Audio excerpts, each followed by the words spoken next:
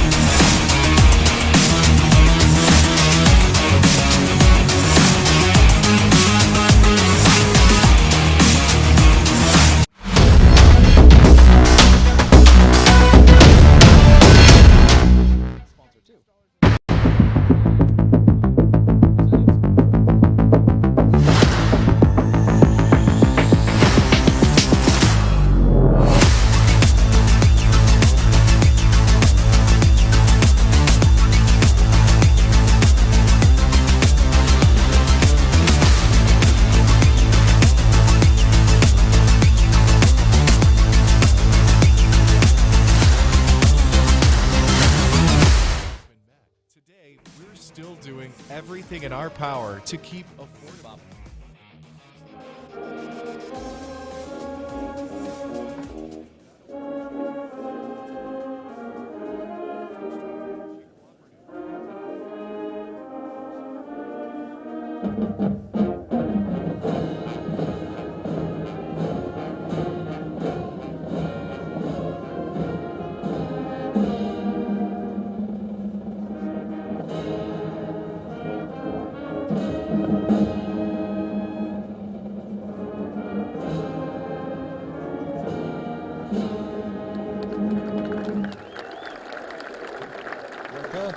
This team is here in the emergency room at University Carrying Hospital. on with our tradition of musical excellence And excitement.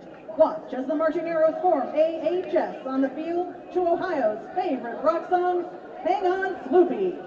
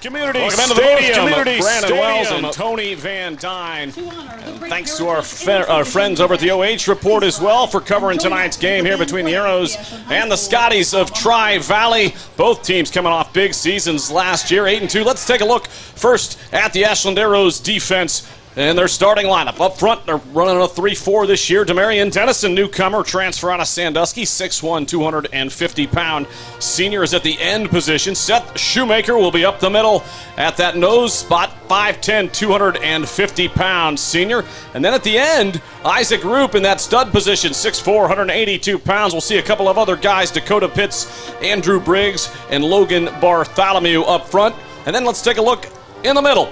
Couple of linebackers in the middle. The Will linebacker, Bryant Haase, 5'10", 180-pound senior, will be manning that Will spot. Over at the Mike spot, Parker Grissinger, 5'6", 212, junior.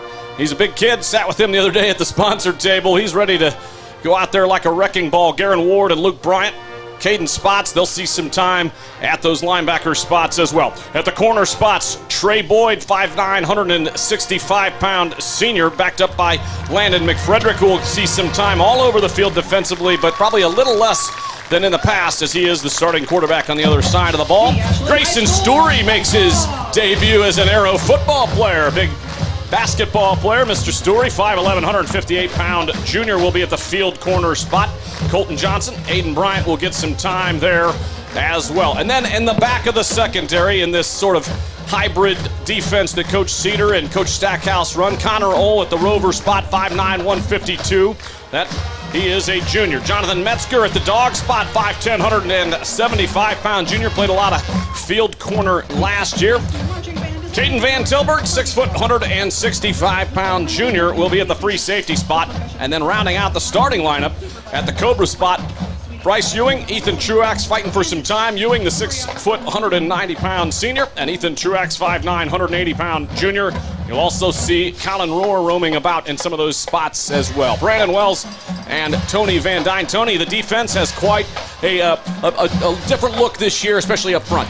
Yeah, we got a lot of guys coming back in the secondary who played well, made turnovers, did a great job with us last year, but really it is the story of the first 6 guys up front, the first 7.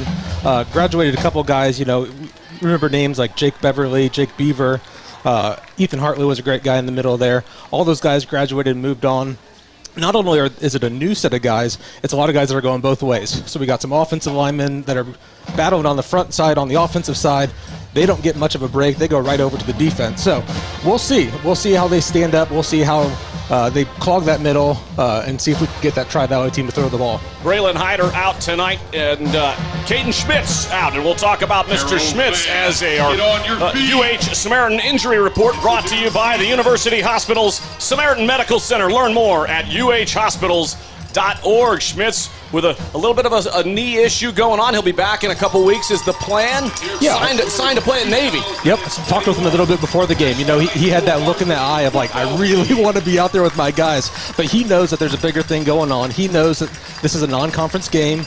He knows that he can still be a leader. Just his presence on the sideline, you could just feel him wanting to get out there. But he knows the knee's not quite ready. He said maybe next week, week 3 for sure. I think we'll see him. Arrows starting at home on this beautiful turf in this great facility here at Community Stadium. Next week, we'll travel to Clyde on Friday night, and they've got brand new turf up there.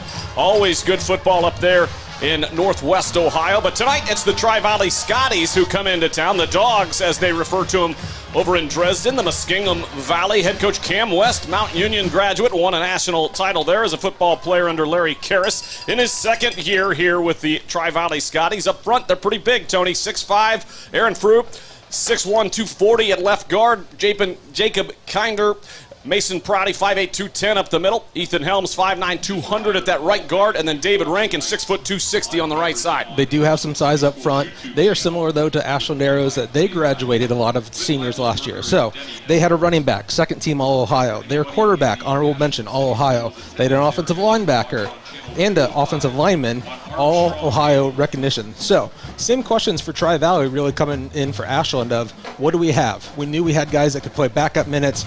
Do we have guys that can lead the team in 2021? Alex Williams at the running back spot, actually at the wide receiver spot. The 5'10", 165-pound senior. Luke Lyle, 6', 175-pound senior. And Jalen Goings-Chandler, 5'11", 160 senior. Reese Smith, the fourth wide out, 5'11", 170-pound senior. They'll like to spread it out. They like to throw the ball. Drew Burkhart, the aforementioned starting quarterback, the senior, 6'2", 175-pounder. Saw him throwing some bullets down there in pregame. He looked good in warm-up. Yeah, hard to tell when you're kind of running all the sophomores through the seniors through the line, but he's got a pretty good arm on him. C.J. Kinnear, the tailback, and Ethan Palladino at fullback. Eric Neal, the tight end, big kid, listed at 6'5", 225, and only a sophomore. Yeah, they're going to flip him in and out depending on what they're doing on offense.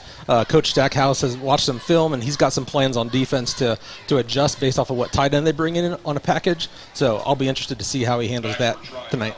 Arrows won the toss and deferred. They'll be wearing the all-black jerseys with white numbers, black pants, black helmets, a little bit of orange trim up there, and the helmet's going right to left here, Tony. And I like the all black. It looks sharp, doesn't it? Black.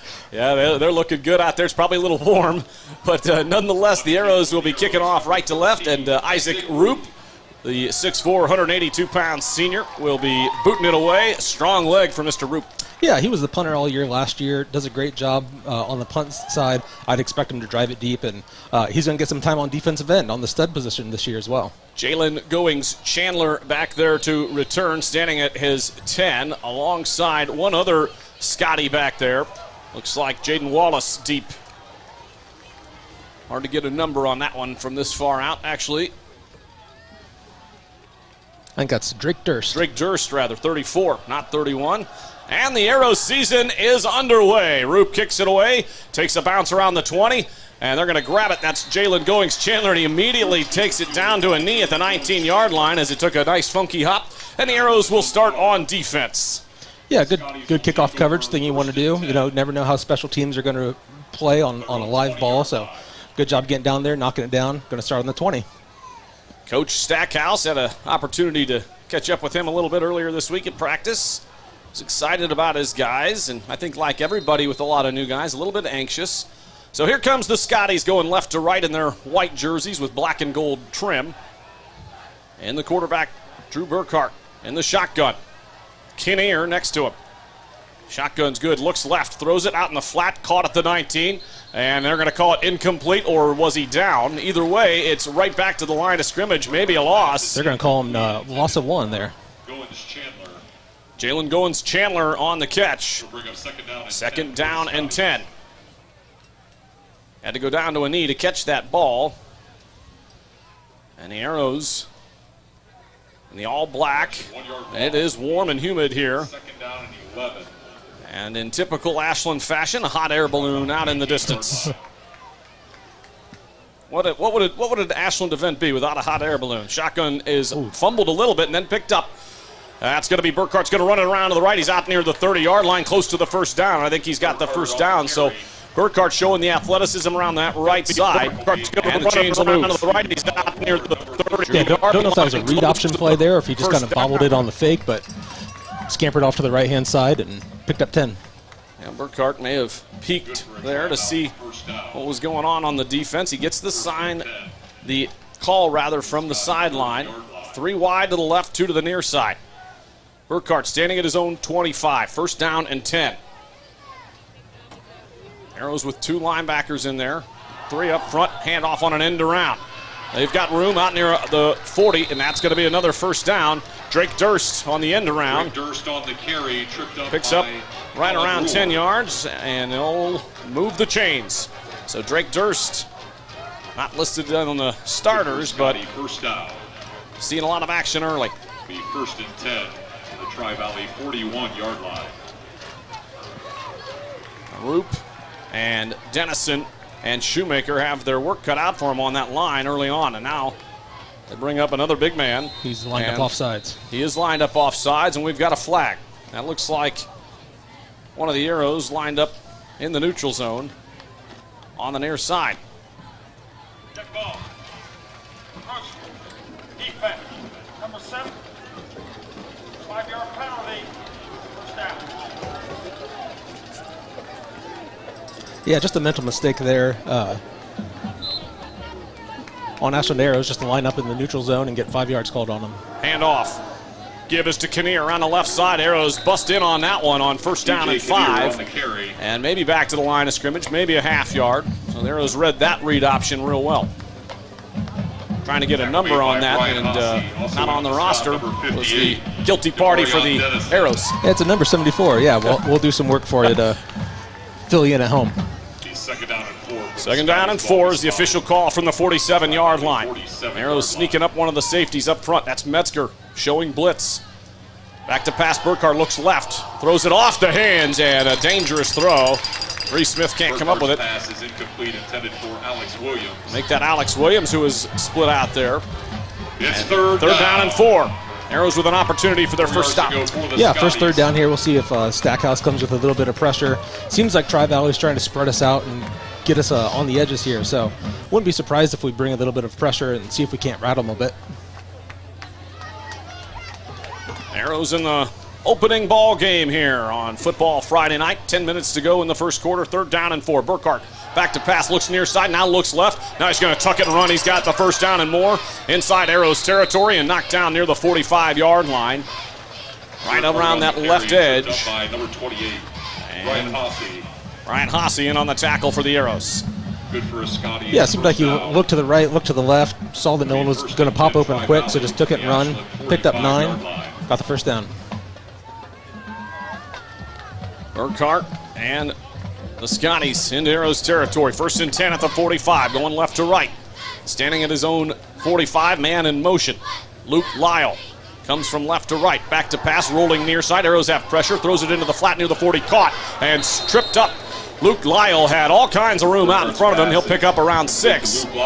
It'll be second down and 4. Lyle, if he had kept his feet, would have had at least the first down and maybe a big gain. Brings up second down and 3 for the Scotties. We'll call it second and 3, Tony. Yeah, Tri-Valley just tried to flood that right side with a deep option, a middle option, and a narrow option. Dumped it off, and yeah, just couldn't keep his feet under him. But fortunate just to get 6 or 7 yards on that from Ashland. Williams and Goins-Chandler near side. Smith on the far side with Lyle in the shotgun. Burkhart. Right next to him is Kinnear. Sidecar to his right, back to pass. Looking, good pressure. He's going to throw it over the middle. Caught at the 31 and wrapped up immediately by Trey Boyd, but not before the Scotties moved the chains for a first down into the 31-yard line. Trey Boyd. Alex Williams on the catch. Good for Scotty's first down. Nice little methodical drive going on here. That's the first down of the drive. Really only 1/3 down to speak of so far, so Ashland needs to find some way to slow this thing down. Quick passing routes, quick options here. Burkhardt in the shotgun, 1st and 10 at the Arrows 31. Short drop, throws to the left side, caught by Goins. Chandler at the 31 to the 25, inside the 20 and inside the Arrows red zone. It'll be 1st down and 10 at the 19. Right now, picking apart the Arrows defense here, one at a time. Yeah, Goins' second catch. Drew Burkhardt's 5 for 6.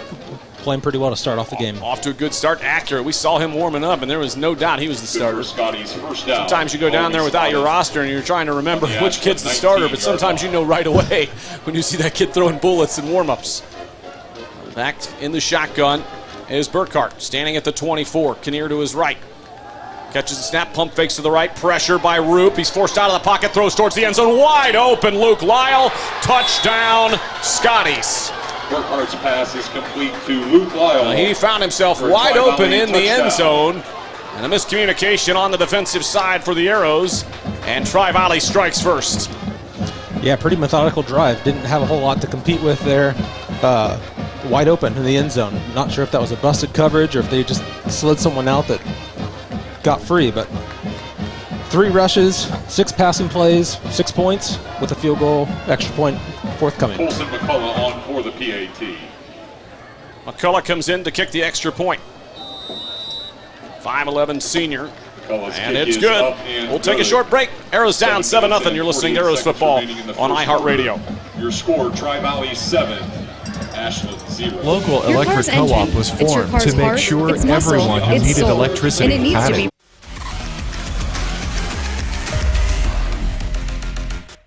Instead of paying for some big-name spokesperson, Kasasa Checking gives that money back to you in cash rewards. In fact, you just bought me this cup of coffee. See how that works? Amazing! Free checking, cash rewards. Take back banking with Kasasa. Frito Lay Variety Packs presents Totally Unrealistic, Never Gonna Happen in a Million Years Mom Fantasies. Mother, thank you for planning such an enriching camping trip for us. Please accept this as a token of our appreciation. Now let us sing to you. This'll never happen, but this might. There's like no reception. I'm not cheering, Ted. Bags!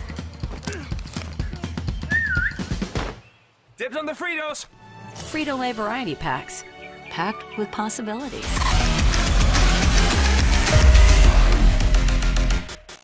Exciting play with the Ashland Arrows on Fox Sports 1340. Colton Johnson. You're listening to Firelands Electric, cooperative high school football game of the week with the Ashland Arrows on Fox Sports 1340 and our friends over at OH.REPORT as well. Powered by Firelands Electric Cooperative, your local touchstone energy cooperative. McCullough will kick it off. Arrows down 7-0. Tri-Valley kicking left to right. Coming up to grab it around the 9 is the Arrows. Off and running, Colton Johnson out to the 20, 25, and wrapped up at the 26-yard line. 17-yard return for Colton Johnson. The Arrows will come out on offense for the first time. Tony Arrows down 7-0. On the offensive side, we'll go through the starting lineup. Demarion Dennison at the left tackle, 6'1", 250-pound senior. Seth Will at left guard. 6'2", 220-pound senior. Seth Shoemaker up the middle, 5'10", 250. Also a senior. Not quite sure who's at right guard. We'll have to take a look. And right tackle, we're still up in the air. McFrederick, the quarterback this year, finished the season well last year. 11 for 12 against Worcester in that big win to finish out the Arrows season after the playoffs. Man in motion. It's going to be a handoff to Spots. Spots is wrapped up and hit hard, brought down at the 25, loss of 1. And Tri-Valley sniffed that one out right away. It'll be Trey Boyd at wide out, Jonathan Metzger at the other wide out. Boyd is a senior, Metzger a junior. Grayson Stewart will see some time at wide receiver. Colton Johnson as well. And then the carries will be split up between Brian Hasse, the senior running back, and Caden Spots, the sophomore running back.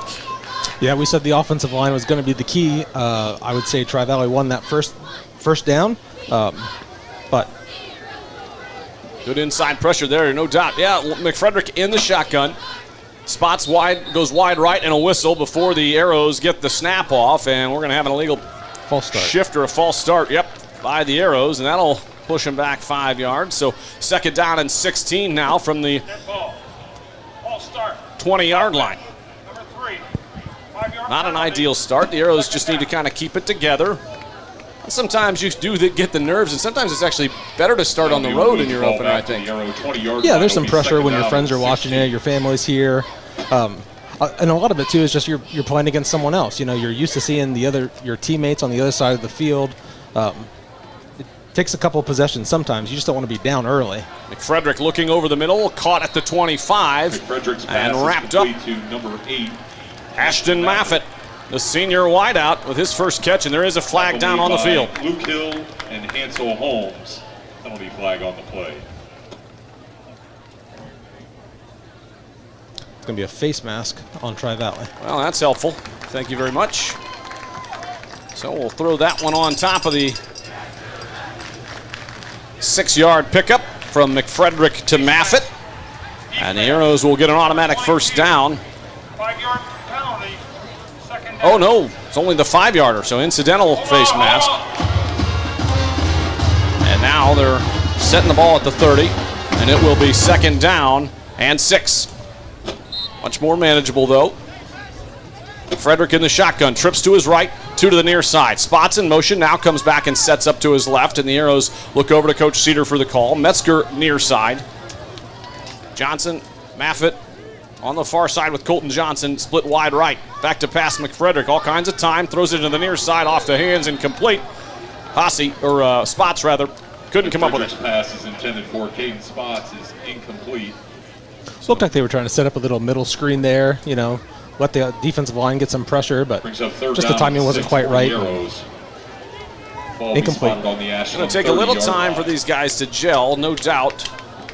A lot of new faces in new spots, and a couple guys out here to start the season as well.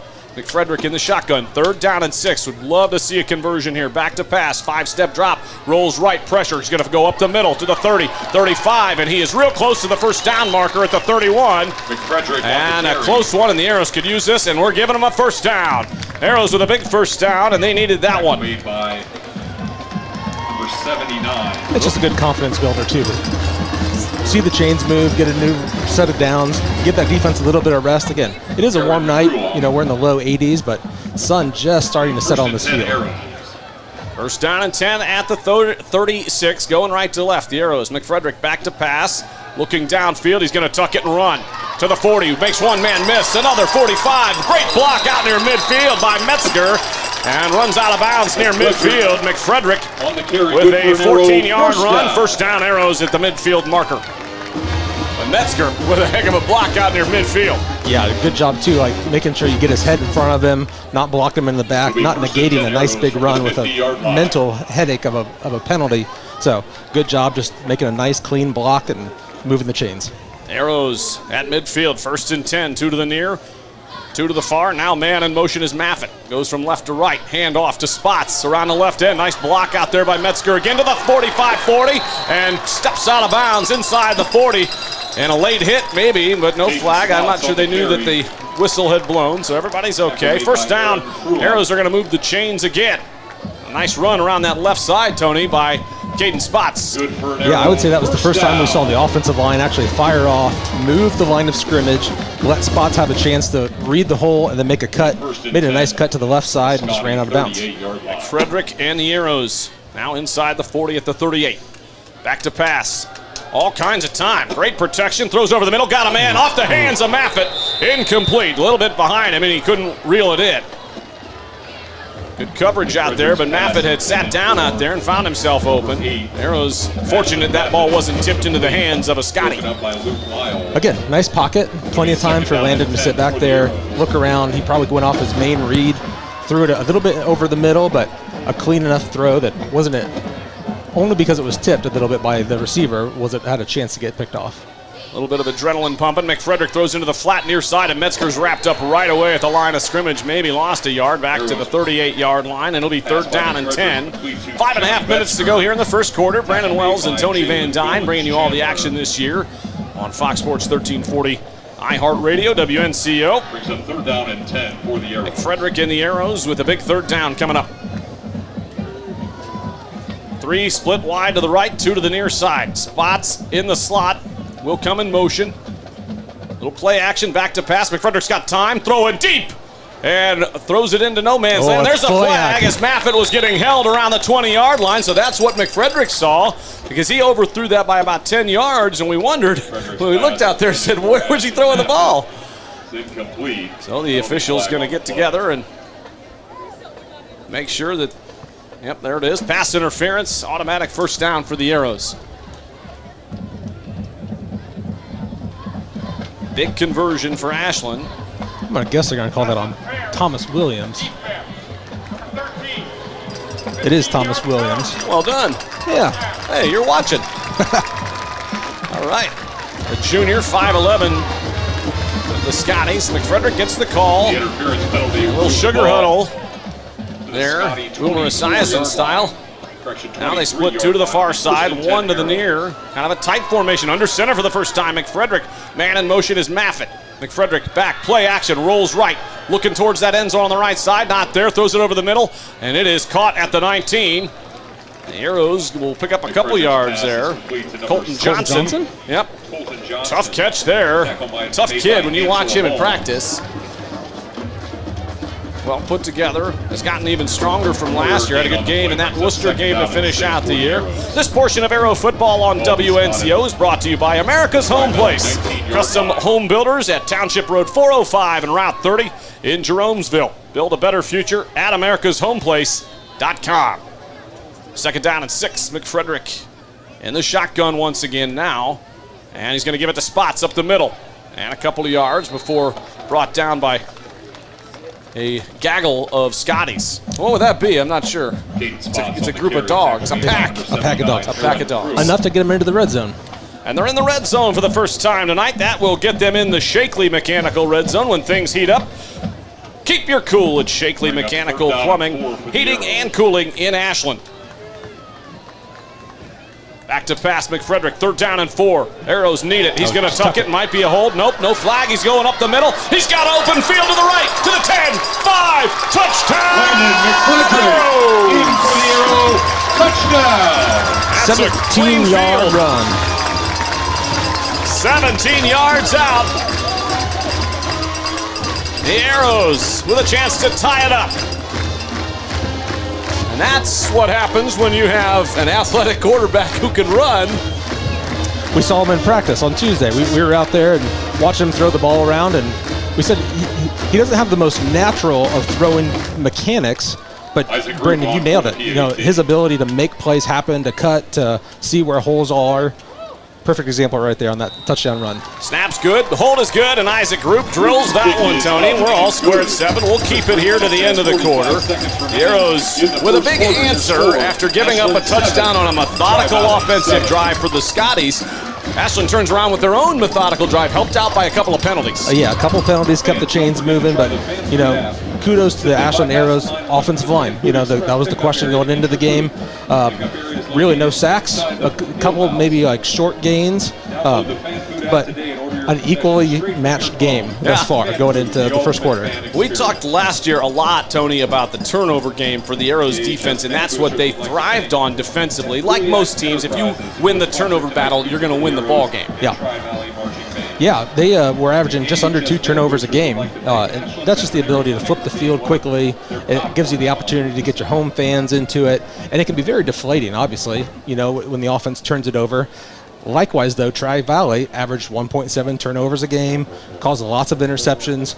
Good job by McFrederick to not put the ball in the air where it could be picked off, and yeah, 7-7 ball game. The Scotties program traditionally has been fantastic. 12 of the last 16 years they've made the playoffs, and this is not in this, you know, last year was expanded playoffs, this year's expanded playoffs, but most of all of the rest of those years for them not expanded yet, and they really did earn it. And so this is a team with tradition, and that's the sort of thing that gets going into your youth programs, and the Arrows have really done a good job of that as well. Made the playoffs last year, and then a few years prior to that also in the playoffs. Arrows looking to try to make it this year. A tough OCC, as always.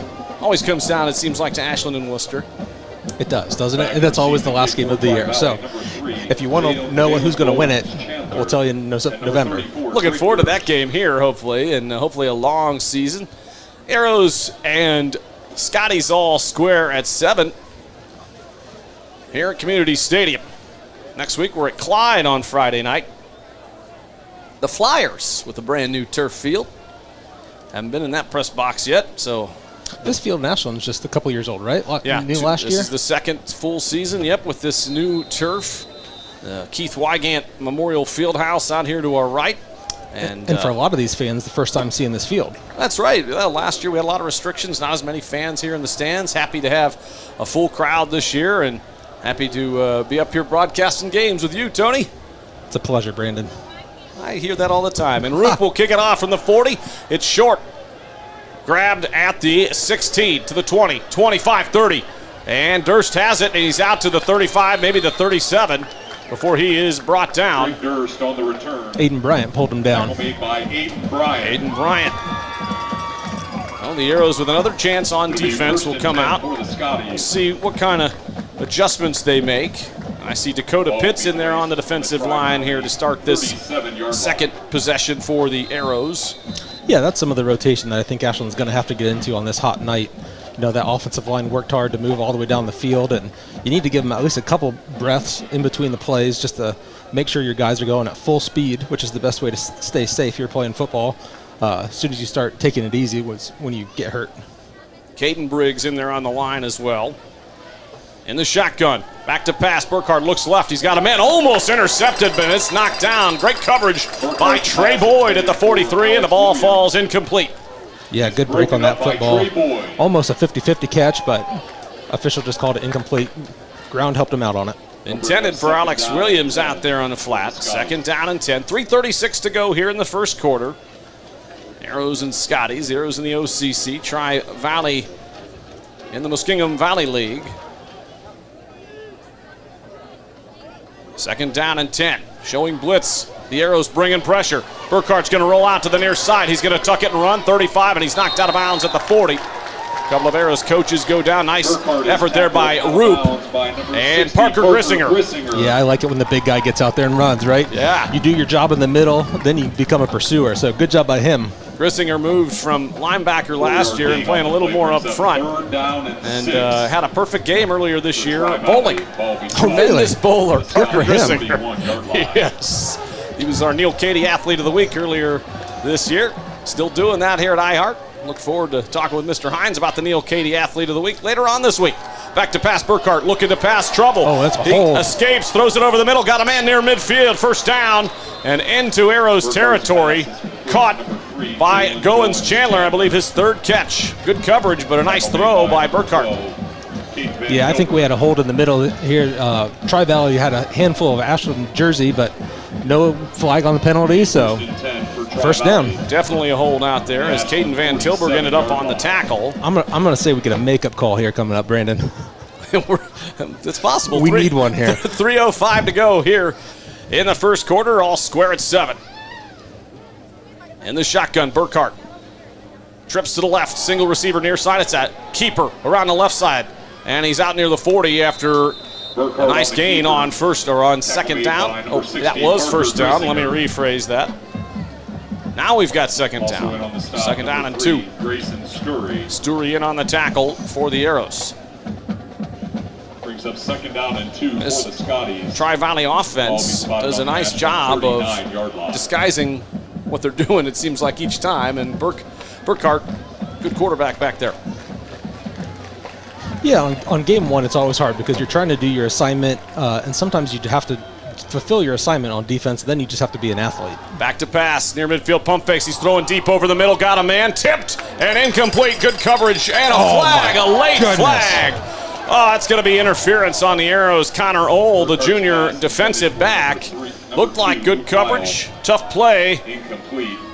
I think he had put a hand on the receiver after the ball had already gotten there, so tough call. There goes against the Arrows. That will give an automatic first down to the Scotties. Penalty flag on the play. 2:14 to go.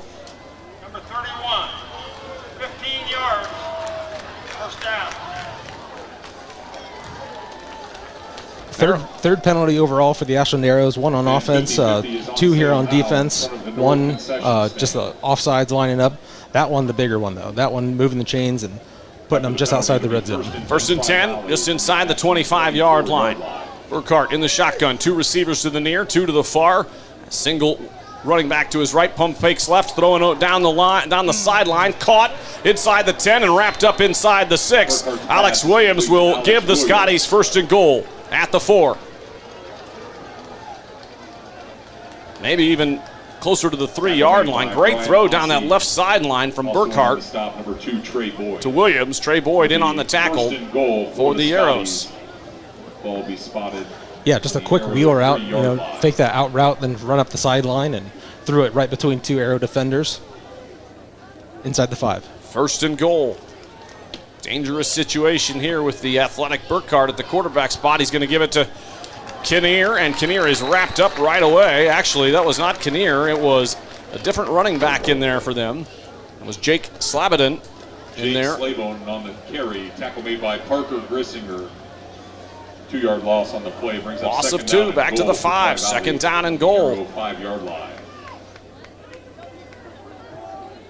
The Scotties trying to punch it in and take the lead back here in a 7-7 matchup. Minute and 20 to go in the 1st quarter. It's a Wildcat. Direct snap right up the middle is the big fella, Neal. And he pushes inside the 5, maybe a couple yards. Yeah, we'll give him 2, but nice push by the Ashland Arrows just to clog up that middle, make sure it doesn't get into the end zone. Demarion Dennison in on that tackle, along with a couple other Arrows, including Connor Ohl. Neal on the carry. Gang tackled by the big fella, Eric Neal. Yeah, number 85, taking that Wildcat. Talked about him in the open. Yeah, he came in that Wildcat, or maybe I should say Wild Dog. There's not that many Wild Scotties, to be honest, if you know what a Scottie is. Well, a Scottie's a small dog, but that guy's 6'4". That's true. Oh, goodness. That's the biggest Scottie I've ever seen. Let's just say it that way. Burkhart and the Scotties under a minute. Now at 30 seconds to go in the 1st quarter. 3rd down and goal at the 4. Ball's down. Ball's down. Burkhart tries to come up with a loose ball, and I think he does, but that will put 4th down and goal back near the 10-yard line. So tough snap, and Burkhart has had a couple of bobbles on the snaps, maybe taking his eyes off and getting excited. Either way, he comes up with the fumble, and now you've got a decision here. Yeah, I'm not sure if that was a bad snap or if he just took his eyes off the ball, but yeah, a loss of 6, which puts him back to the 10-yard line. Most high schools don't have a great kicker, so there's a good chance we'll see them go for it, but end of the 1st quarter, Brandon. End of the 1st quarter, Arrows and Scotties all square at 7. Back with more right after this on iHeartRadio.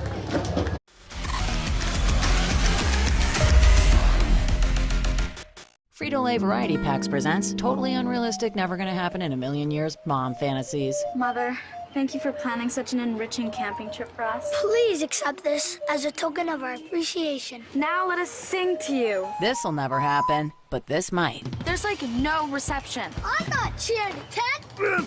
Ew, bugs! Dibs on the Fritos. Frito Lay Variety Packs, packed with possibilities. Instead of paying for some big-name spokesperson, Kasasa Checking gives that money back to you in cash rewards. In fact, you just bought me this cup of coffee. See how that works? Amazing! Free checking, cash rewards. Take back banking with Kasasa.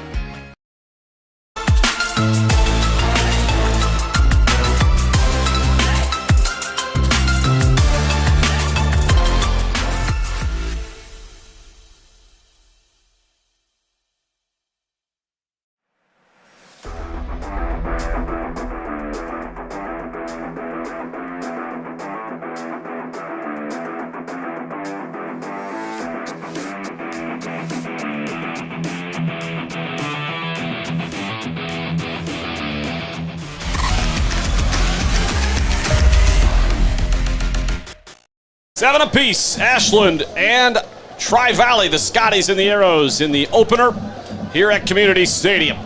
And the Scotties going to line up for a potential go-ahead field goal here to start the 2nd quarter.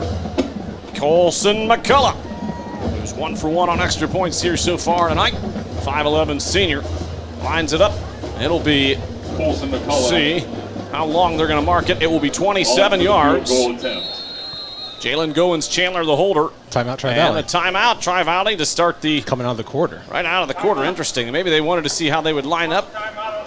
Special teams always critical, Tony, and we talk about it. It's one of the least practiced elements of the game, but The Arrows did a lot of practice the other day on special teams, but Coach Cedar, we talked with him a little bit about that as well. Yeah, they put it right in the middle. You know, they know that it's just as important as offense and defense, and if you don't practice it, it comes back to bite you in the worst of times. So, you know, a lot of their punt return, a lot of their kick return is really their defense out there with a few special team people, you know, going back to receive, which I really think is the smart way to do it. You know, when you don't have a big field of guys to pick from, you want to be able to play a safe defense if there is a fake, but you also want to recognize that sometimes there's an opportunity for a punt return. But here you just want to get some pressure up the middle. You know, maybe you can get a hand up. We got some big guys right in the middle.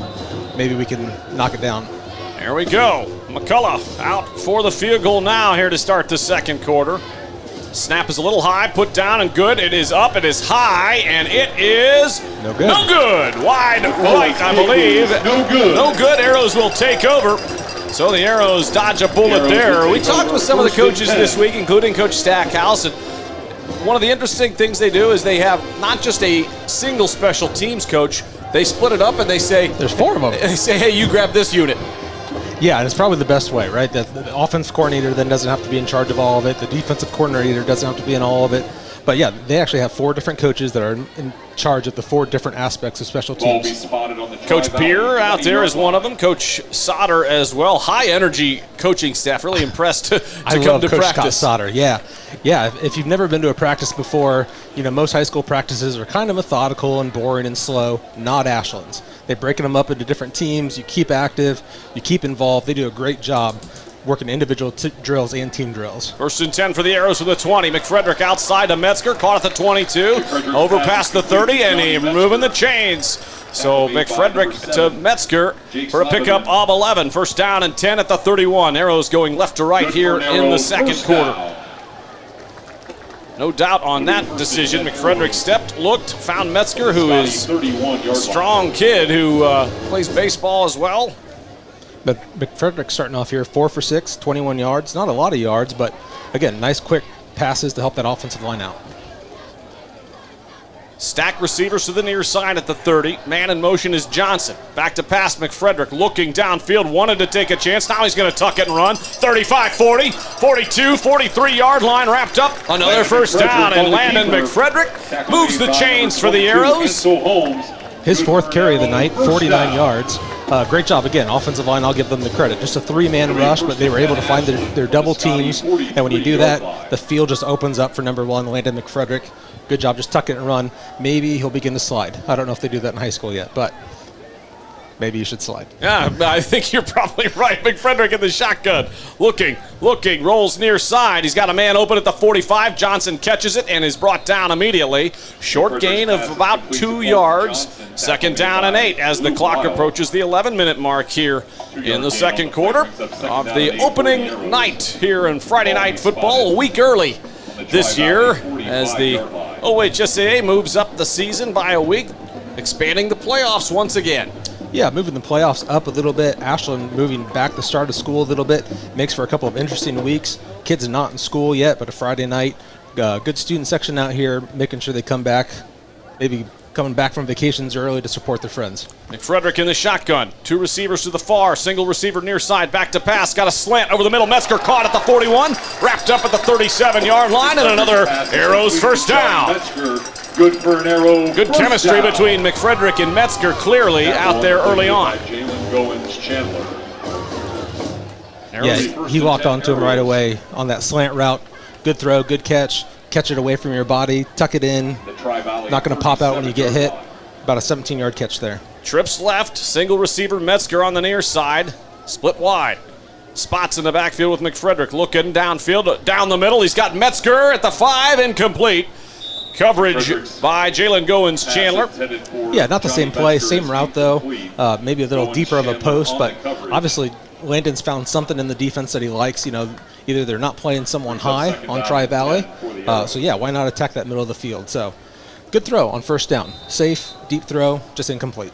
Sometimes you got to show that deep ball, right? Yeah. Make him respect it a little bit.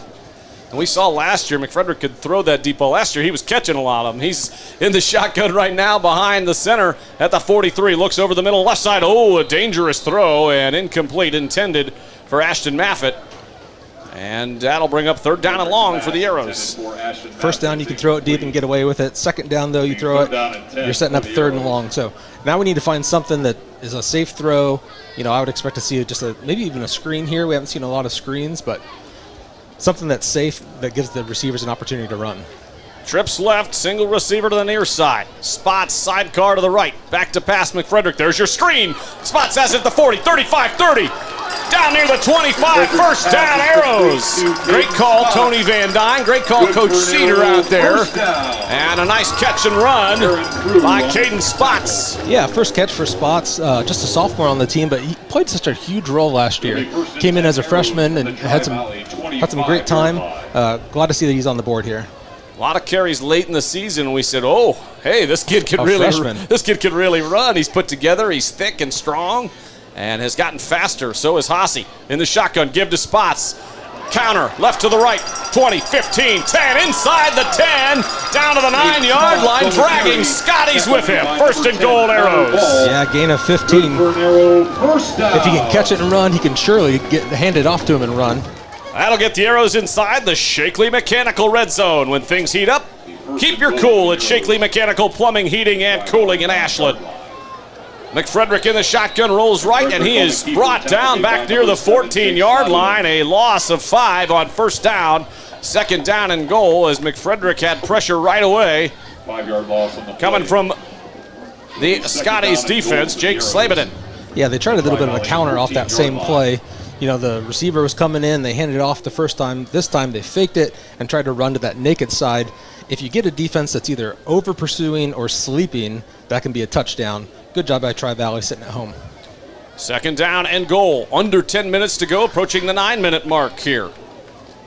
Play action. Nope, he gives it to Spots on the right end sweep from right to left. Spots is tripped up at the 12, short gain, and wrapped up by Luke Hill. Arrows now 3rd down and goal. Very similar possession to what we just saw from Tri-Valley. 2-yard gain on the play brings up 3rd down and goal for the Arrows. Under 9 minutes to go. Arrows quickly lined up. McFrederick standing at the 17, we'll call it. Gets the call from the sideline. Coach Cedar and company with the signal in. Now we'll go 2 to the left, 3 to the near side. Standing alone in the shotgun is McFrederick. Short drop, looking over the middle, looking, got a man, back of the end zone, touchdown, Arrows! Nice job by Ethan Truax, 1st catch of the game, good for a touchdown. Ethan Truax! For the Arrow touchdown! 13-7, yes sir! Isaac Roop will come in to attempt the extra point. 12-yard touchdown from McFrederick. Isaac Roop on for the PAT. To Truax. Snaps good, holds good, kick is away, and it's good. Arrows up 14-7. Back with more after this on iHeartRadio.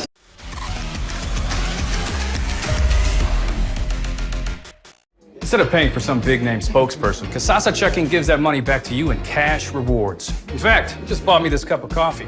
See how that works? Amazing! Free checking.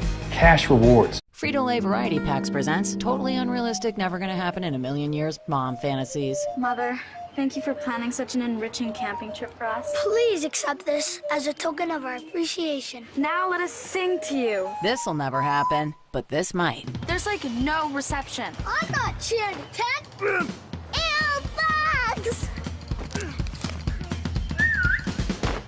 Dibs on the Fritos! Frito Lay Variety Packs, packed with possibilities. Instead of paying for some big-name spokesperson, Kasasa Checking gives that money back to you in cash rewards. In fact, you just bought me this cup of coffee. See how that works? Amazing! Free checking. Cash rewards. Take back banking with Kasasa.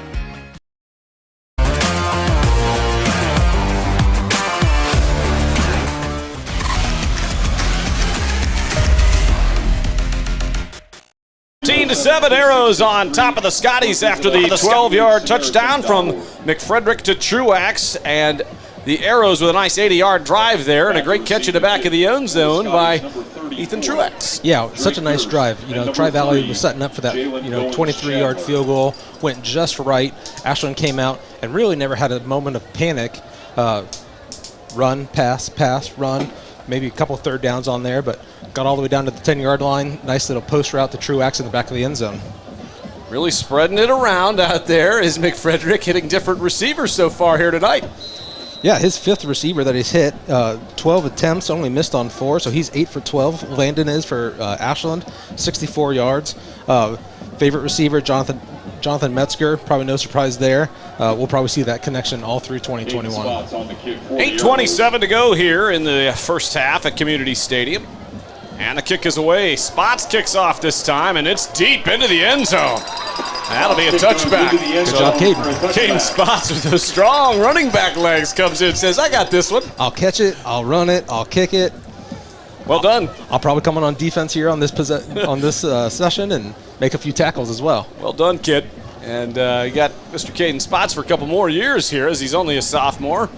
And it's nice, I think they can bring in Isaac Roop to do some of the directional kicking and the field goals, and Spots for the deep kick there. Have a couple different weapons in that special teams unit. Yeah, I saw the Ashland defense, Brandon, watching some film on the sideline here. Curious what differences and changes they're going to make here to try to slow down this Tri-Valley offense from moving down the field. 8.5 minutes to go in the first half. Hand off on Burkhart. No, he keeps it. He's going to go end around. Dennison chases him out of bounds, and he's pushed out after a couple of yards. A couple of different arrows out there on defense, including Grayson Story in on the tackle in pursuit. Arrows so far 1 yard gain on the play brings up 2nd down and holding serve and taking the lead here against the Scotties. Coach Cedar said, you just never quite know until the bullets start flying in a game what you're going to see from your guys. Whistle down there, and see now what is the issue. We're going to send one of the Arrows lineman, Dakota Pitts, out. I think he had a uniform issue. Maybe an equipment malfunction. Yeah, have to step out for one play. Seth Shoemaker will step into that line. 5'10", 250-pound senior.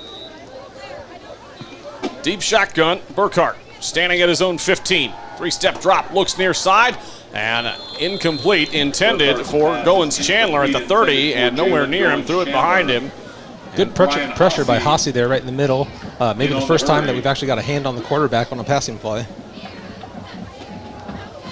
74 in coverage once again. We don't know who 74 is. I'm sorry, 74. I'm so sorry. We'll try to get that at halftime. Our numbers man over there in the press box, Jason Miller, wasn't sure either.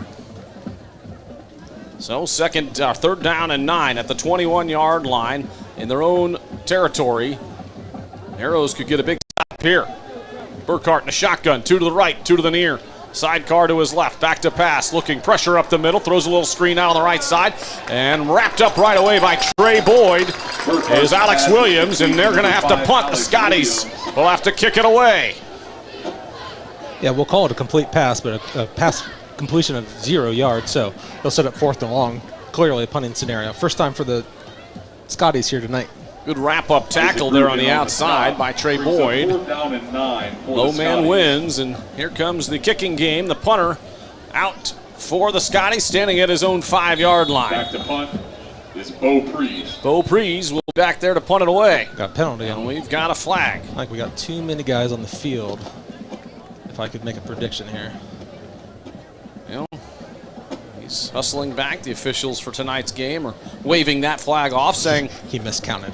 That is 11 out there, not 12. My apologies. It's hot. We'll give him a break. 7:42 to go here in the first half. Arrows about to get the ball back, and Metzger standing at his own 44-yard line as Bo Priest will kick it away from his own 5. Tough snap. He grabs it, steps into it. Low punt. He's going to bounce around the 45 and take an Arrows bounce back towards the 40, and it'll be down at the 43-yard line where the Arrows will take over. 1st and 10, and good field position here for the first time for the Arrows, Tony. And coming off that touchdown, what do you expect to see offensively from Coach Cedar? I think they're going to continue to have Landon put it up in the air. Spreading the Scotties out, throwing the ball over the middle and then coming back to the run seems to be the thing that Cedars found some success with. I wouldn't be surprised to maybe see a few more runs. We got about 7.5 minutes still in the game for the first half here. A methodical drive. I know we only got about 45 yards to go, but slowing it down a bit on this hot night, maybe a nice strategy. Single receiver far left, 2 to the near. Play action. McFrederick's going to roll near side. Thought about going deep. Now he's in trouble. He is going to get wrapped up at the 44 back in Ashland territory. Wow. A 13-yard loss. Second down and 23. That's a 6'5", 190-pound defensive end coming down on you. Aaron Frusch for Tri-Valley. McFrederick tried to roll out and get away from him and thought he could escape him, and no dice, so second down and long. Brings up second down and long for the Arrows. As we approach the 7-minute mark. 3 receivers to the near side, 1 to the far. Loss of 13 on the sack. Second down and 23 at the 44-yard line. Spots in the slot. Metzger far side now. Spots in motion. We've got a whistle and flag. Both sides jumped. We'll see who it's on. I think offsides on the Scotties as the left end jumped. And that will give the Arrows 5 of those yards back as Luke Hill jumps from that linebacker spot. Looked like he might have been blitzing. Kudos to the referees for figuring that out. You know, whenever 2 teams jump at the same time, I'm not sure how you pick that out, but Arrows fall on the good side that time. Second down and 18 at the 49-yard line in their own territory. 6:48 to go here in the first half. McFrederick takes the shotgun snap. Little screen on the left side. Spots has it into Scotty territory and wrapped up near the 42. Lost his footing. And the Arrows pick up a good portion of those yards back. Flag on the play, and I think it might be coming back, Tony. It looks like we got a hold coming on Ashland. We'll see if we can get a number here for you. The Arrows. Made by Connor Ball. Flag was at the 47-yard line back in their own territory, so wait for an official call here as our officiating crew comes over. Holding. Offense. Number 58. 10 yards. Second down. To Marion Dennison, the guilty party, on that left tackle spot. Tough one because he was trying to free the screen out there on the left side, and he gets caught on this one, and now it's back to second down and 30 from the 37-yard line. 6.5 minutes to go. Arrows need a big gainer here. Not many plays in the playbook for a second and 30, but you just try to pick up a chunk here. McFrederick from the 31. Now he's in trouble, and he is going to go right up the middle, and he gets back to maybe the yard. Maybe he picks up a yard, and third down and 29 from the 38. Tackle made by good pressure up the middle Caleb Hindle from the Scotties. Caleb Hindle, and on the Eric Neal. Pressure along with Eric Neal. Will be third down and 29. This was not the strategy I was asking for when we started on our own 45. You don't call this methodical? This is not methodical. We're methodically heading the wrong direction right now. Third down and 29. You just try to pick up a chunk here and punt the ball away. McFrederick in the shotgun, trips to the near side, twins to the left. Standing at his own 33, takes the snap. Looking, all kinds of time, and now he's going to roll out near side and have to throw it downfield, incomplete near midfield. Intended for Colton Johnson, who was open, but a tough throw on the rollout to the right, and the Arrows will have to punt. Fourth down and 29, no other option there. I don't think you're going to be seeing any fake punts on this one as Isaac Roop comes out to boot it away. 5:41 to go in the first half. Arrows on top 14-7. Brandon Wells and Tony Van Dyne bringing you all the action. Back to receive the punt for the Scotties. This week at home at Community Stadium on a beautiful, little warm, little muggy. Isaac Roop. And Roop will punt this one away. Standing at his own 24, steps into it and boots it high and deep. Great punt. Fair catch called for, but he's not going to get it. To the 15, it's going to roll down inside the 5 and into the end zone. Arrows couldn't quite get down there, and he outkicked his coverage.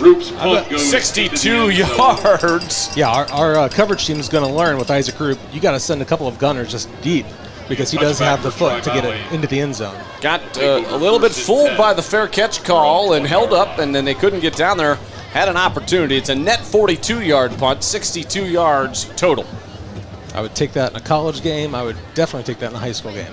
Flips the field either way. First down and 10 at the 20 for the Scotties. Going right to left here in the second quarter. 5.5 minutes to go in the half. Had an opportunity to catch up with Superintendent Doug Marin. Trying to bring you that at the half. To the right side, Burkhart's going to go on a jet sweep. Keeper And he is brought down after a short game. Tackle made by number 3, Grayson Story. Grayson Story and Bryant Hasse in on the tackle for the Arrows. Gain of 3, second down and 7. Yeah, first time we've seen Tri-Valley almost do a quarterback power sweep. And running back kind of led the way. They really tried to seal that edge, but good job by Ashland stretching it out, letting your guys come, holding them just 3 yards. 5 minutes to go in the first half. Arrows up 7. Burkhardt in the shotgun. Twins to the near side. It's going to be a handoff. Here comes the running back right up the middle. And Kinnear, not much there, but gets a few. Actually, that's Jake Slavinen on the carry, and they're going to give him the first down out near the 31. My apologies. So Slavinen picks up the first down for the Scotties and moves the chains. Under 5 minutes to go, 14-7. Ashland on top. First and 10 at the 31-yard line. Great Tri-Valley first down. Longest run of the game, I believe, for the Scotties. On the Tri-Valley 31-yard close, line. anyway. Real close to it. Yeah, they've only gotten a couple of plays over 10 yards, and they're right at 10 yards. So Ashland's not giving up the big play through the air or on the run. So bend but don't break. Burkhardt hands it off again to Slavinen, and he trips up. The Turf Monster got him back at the 30. Second down and 10. Couple of Arrows in the area. Brian Hasse will get credit for the tackle, but it really looked like the 3 on the 30. Yeah, coming on the 4-minute mark here in the second quarter, Tri-Valley is going to have to either speed things up or go in the air to really get some chunk plays if they were looking to get some points here in the second quarter. Under 4 minutes to go, second down and 10 at the 31. Big series of downs for both teams here. Burkhardt in the shotgun. 2 receivers to the far side. Short drop. Throws it out in the flat. He's got a man off the hands of Luke Lyle. And now that stops the clock and brings up third down and long. The Arrows could get a stop here and get the ball back with all 3 timeouts. Yeah, Ashland still's got plenty of time. It's a little bit of a bend and don't break. Like you said, third and 10, you can play off a little bit here. You don't have to bring a lot of pressure. When Ashland has brought pressure, they've actually have been able to get to Burkhardt. So I would expect them just to sit back, though. Give them 7 or 8 yards, keep them in front of them. Tri-Valley's not wanting to give us the ball back in our own territory. Third down and 10. Burkhardt in the shotgun. Sidecar to his right. Back to pass. Pressure coming up. Hasse is held. No flag. Throw over the middle. Dropped at the 37-yard line. And incomplete. The Arrows will get the ball back after the punt. But boy, Brian Hasse should have had a sack. And at a minimum, there should have been a flag there as Hasse got absolutely horse-collared down to the ground. He was tackled in the backfield going after the quarterback. Yeah, second time we think we've seen a holding call where the official didn't throw the flag. But fortunate for Ashland, incomplete pass sets up 4th and 10. And it'll be booting it away from inside their own 20, back near the 15. Bo Priest will boot it away. Metzger standing at his own 34. Low snap, steps into it, grabs it. Low, end over end, rolling around the 50, and Metzger's going to call it fire and say everybody out, let it roll, and it goes down to the 42-yard line. Arrows will take over on downs right there. And it will be first down and 10. Good field position once again, back-to-back possessions here, Tony, and hopefully they can go the right way. Yeah, we've seen Cedar be pretty aggressive in between halves last year, and I would expect them to do the same thing here. Timeout on the field. We'll take a quick one as well. Back with more right after this. 14-7 Arrows on iHeartRadio. It's on iHeartRadio. When the weather outside is unpredictable, you can count on the experts from Ashland Comfort Control to keep your home comfortable. Hi, this is Joe Reed. Said we needed a break. That was our second break of the quarter, I think. Yeah, no timeouts. With over 350 no points. Downloaded on your phone, you can simply bypass the lines and pick up your food. Fan Food, the ultimate fan experience. Bathrooms are located underneath the home stands on the north end and at the west end of the Keith Wygant Memorial Fieldhouse. And as time went on, as our communities continue to grow, so did the need for electricity. And time again, we've made certain that need has been met. Today, we're still doing everything in our power to keep affordable, reliable electricity flowing. It was our purpose then, and it's our purpose now, and that'll never change. Wireland's electric cooperative, your local touchstone energy cooperative. He's taking it to the house.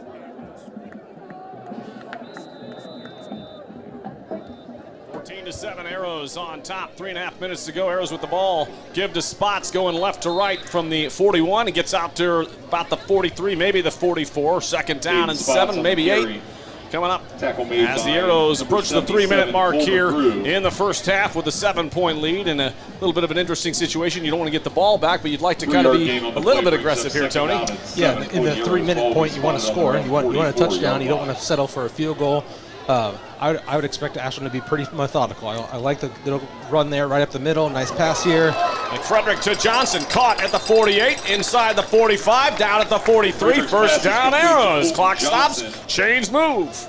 Tripped up by nice throw from McFrederick to find Johnson sitting down in that zone. It'll be 1st and 10 Arrows. Yeah, there's some routes that you just run and you expect the quarterback to throw it to you. There are other routes that the receiver just settles down and finds a hole and waits. Good job just waiting for the quarterback to make a good throw. Trips left, 2 to the near. That Spots in motion. He's going to get the handoff from McFrederick. Rumbles forward near the 40-yard line on 1st and 10. Gain of 4, second down and 6. 2.5 minutes to go in the first half. That's Spots' 7th carry on the game, 38 yards leading the way. Been pretty balanced here. 14 passes, 14 runs. Cedar doesn't really ever, I think, intend to be balanced, but he always ends up being balanced between the air and the run. 2:12 to go. Arrows, second down and 6 at the 40. In Scotty territory, going left to right. Back to pass, looking over the middle. Got a man, caught at the 30 and wrapped up near the 30-yard line. Grayson Story takes a hit, holds on to the ball. Arrows move the chains. Story's first catch on the day, good for 10 yards and another first down. Grayson Story showing some toughness on that catch, took a hit. I'm sure Coach Jason Hess of the basketball program was holding his breath. The Scotty 30-yard line. Under 2 minutes to go. First down and 10 at the 30. Arrows trying to put some more points on the board with a 7-point lead here as we approach half. They will get the ball to start the second half. Maffitt in motion going right to left. McFrederick gives to Spots up the middle right away, and he's brought down all the way down to near the 25. Call it the 26. Gain of 4 yards. Second down and 6. We're seeing a little bit of a pattern here. I don't think we'll see it forever, but Spots on first down, right up the middle, gets you into second and medium, second and short.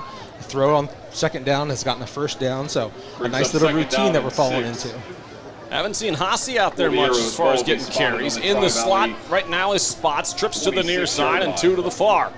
Man in motion, Spots comes right, left to right, back to pass, play action. McFrederick's going to keep it, roll out left, he's in trouble. Here comes Luke Hill, gets away from him, throws it downfield and incomplete. Good effort by McFrederick to get out of the grasp of Luke Hill and throw the ball incomplete downfield. Yeah, yes. I'd rather see him throw it out of bounds to the left, rolling to the left, than throwing it back across the middle. But again, game 1, first year as a starting quarterback, he's going to learn from that. That won't happen next week. He's got a little old school Johnny Manziel, the good Johnny, I should say, from A&M days in him. He's got the college Johnny in him. He's got college Johnny. There it is. McFrederick in the shotgun. Under a minute to go. Third down and 6. Clock stopped at 56 seconds. Arrows at the 26. A big third down. You're talking 43-yard field goal here. Tough distance, probably 4 down territory. Back to pass, McFrederick, short drop. Throws it to the near side. Caught, dropped by Maffitt at the 25. Would have been close to getting that first down, and now it'll be 4th down and 6 with 52 seconds, and Coach Cedar with a decision here. Yeah, I think with 52 seconds, they're going to go for it. They're probably going to throw the ball. It's probably a little bit too far to put it on the ground and run it. It's a safe play. Yeah, I don't see Tri-Valley making any big plays in the next 50 seconds. So either you get a first down here or we're probably going into the half. We'll hope for the best, and we'll go for a first down here for the Arrows. McFrederick calling out the play. Trips left. 2 to the near side, including Spots in the slot. Metzger to the near side, split wide. McFrederick with 52 seconds to go in the first half. 4th down and 6. Back to pass. He's got time now. Pressure comes. Throws it over the middle. Caught by Metzger at the 23. He gets away from a tackler. First down inside the 20. And Metzger made a couple men miss. And what looked like was going to be stopped short of the first down. Metzger picks up the first down, and the Arrows are inside the red zone. Good job by Landon being patient there. Double dig routes. Guys on the left, guys on the right, just running kind of 5 yards to the other side of the field. And Metzger, man, making the guy miss. He should have been down for a turnover on downs, but broke through, picked up the first down, Arrows still moving. McFrederick under center for the second time. Maffin in motion, left to right, rolls near side. The rolling everybody, throws it downfield, incomplete. Inside the 10, not sure who the intended receiver was on that one. 38 seconds to go, second down and 10. The Arrows inside the Shakely Mechanical red zone. When things heat up, keep your cool. It's Shakely Mechanical Plumbing, Heating, and Cooling in Ashland. It's really only the second or third time that we've seen McFrederick kind of roll out of the pocket and get that offensive line moving with him. Yeah, probably a better throw in Landon. Again, he'll learn from that on tape, but really we can treat this as almost a second and goal. We can get a first down, but with 38 seconds left, looking to put some points up. McFrederick back to pass, looking down the left sideline. Metzger! No, it's Spots! Touchdown Arrows from 18 yards out on the sideline route by the tailback, Caden Spots. For an Arrow touchdown. That throw put Landon McFrederick over 100 for the game. Second catch for Spots now with 30 yards catching, and another 42 for Spots receiving on rushing. Roop will come on to try to tack on the extra point. 33 seconds left in the first half. Arrows have pushed it out to 20-7. Snap's good. McFrederick puts it down, and Roop boots it away, and it's good. 21-7. We'll keep it here. 33 seconds to go in the first half, and the Arrows with back-to-back touchdowns have stretched out the lead to a two-score game, and we'll get the ball back in the second half. 33 seconds left in the first half, Tony. You don't expect a whole lot here from Tri-Valley. No, they'll probably just take a knee, but good job by Ashland. You know, we talked about it. They got the ball with about 4 minutes to go, and we said, you don't want to go too fast, you don't want to go too slow, and Ashland played it perfectly, leaving 33 seconds on. We expect here kickoff coverage to do their job, get them down on the 25, 30-yard line, and I expect Tri-Valley just to take a knee going into half. Arrows playing without a couple of their starters here tonight. Braylon Hyder out. And Caden Schmitz, the Division I signee of Navy, is out tonight as well with a slight knee injury. He'll be back in a few weeks. Hyder should be back in a couple weeks as well. I think maybe even next week at some point. Yeah, and the Arrows will be back close to full strength by the time, hopefully, the OCC rolls around. Yeah, Caden was the second leading tackler for this Arrows defense last year, averaging almost 14 tackles a game. So we had questions about who was going to step up and who was going to be the guy to take the bulk of the tackles. Seems like Ashland just kind of spread it out. No one guy has kind of stood out to be the defensive star, the stud yet. But when you play team defense, you tackle, you stretch things out, you tackle together, you win ball games. Spots will come out and kick it away. An interesting thing, we had a timeout earlier that was a water timeout. You don't see that very often. A newer addition to the OHSA. I think it's a wise idea on these hot nights in August especially. Yeah, and I think it was really for the officials more than anything. You know, we haven't had many timeouts. We haven't had many penalties. On the kick for the Arrows, number 20. You got to do what you got to do to stay out there. And we are lacking officials in the state of Ohio because of the amount of pressure that gets put on them sometimes by fans and coaches. Spots will kick it away. 33 seconds to go in the first half. From his own 40, boots it deep into the end zone. No return there. Boy, Caden Spots goes back in the end zone for a touchback. So Spots boots it away. He says, I'll catch that touchdown, and I'll kick it off too, Coach. That sounds good. It's like Charlie Brown, right? No, not Charlie Brown. Bugs Bunny, maybe I'm thinking. Charlie Brown gets the field goal pulled, right? That's right. I'm thinking Bugs Bunny where he plays all the positions. There we go. 33 seconds remain. I'm getting loopy. I need some more coffee here as we approach halftime. The Arrows up 21-7 over the Tri-Valley Scotties. The Dogs coming in off of a 8-2 season, much like the Arrows, also 8-2 last year. We'll have one more possible opportunity here with 33 seconds left at their own 20. We'll see what they do. It looks like they're spreading 3 wide, 2 to the near side. Still a couple timeouts remaining for Tri-Valley. Burkhart back to pass, looks to the short side. Caught. Alex Williams has it at the 27, and he's wrapped up and knocked down, and ball was almost knocked loose. Burkhart's pass out of bounds. Williams. I think they stopped the clock with 27 seconds. Williams with the catch. Trey Boyd out of bounds. with the catch. Trey Boyd with the coverage, rather. Great idea to try to strip it out right there as he was going for the ball. For Tri-Valley on their own 24-yard line. Maybe try to steal some extra points there before half. Yeah, it seems like Tri-Valley is going to take a few shots here, continuing still with 30 seconds to go. They've not gotten a chunk play, but again, you got to stay aggressive. no judgment on the coaches for giving it a shot here. 3 deep for the Arrows in the safeties. Back to pass Burkhart. Looks into the slot. He's got a man. That's caught. And a big pickup to the 37. Still in their own territory. Luke Lyle, 21 seconds to go. 1st and 10. Timeout Tri-Valley.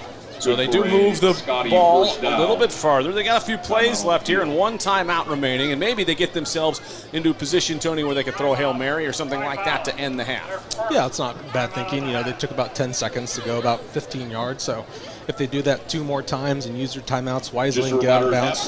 Can't take them with you, right? Can't take them with you in the second half. Now you're down 2 touchdowns, and at a minimum, at least in my coaching experience, you want to at least build and have some practice at some point, right, to get a little rhythm going into the second half, right? You just get a couple plays. Yeah, there's some confidence, I think, with the receivers just getting the ball and getting tackled and getting down, even if it doesn't result in points. You can call it padding the stats. I don't think the coaches really care about the stats for the game or for the season, but there is something about a mental rhythm for linemen to have blocks, for receivers to have catches, for good things to be happening that you can build off of going into quarters 3 and 4.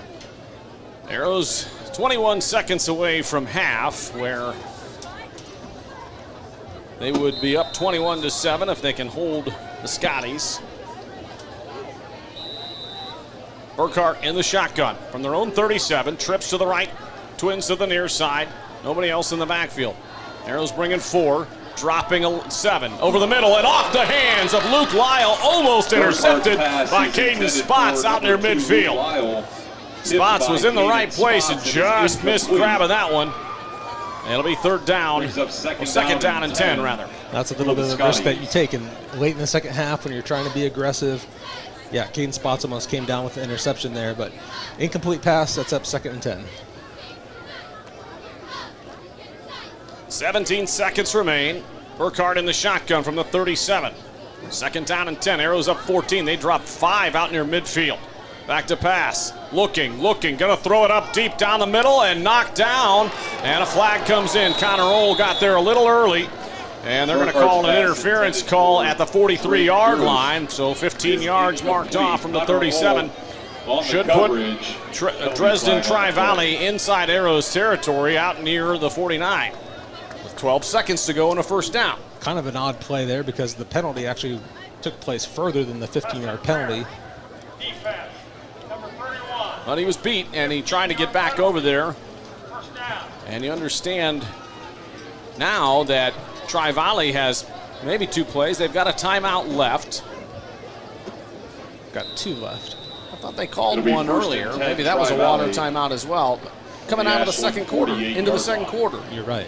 So I think the scoreboard should say 1 timeout right now for Tri-Valley, unless they somehow gave that back to them. 12 seconds to go. 1st and 10 at the 48, they'll call it. Burkhart in the shotgun, trips to the right, 2 receivers to the near side.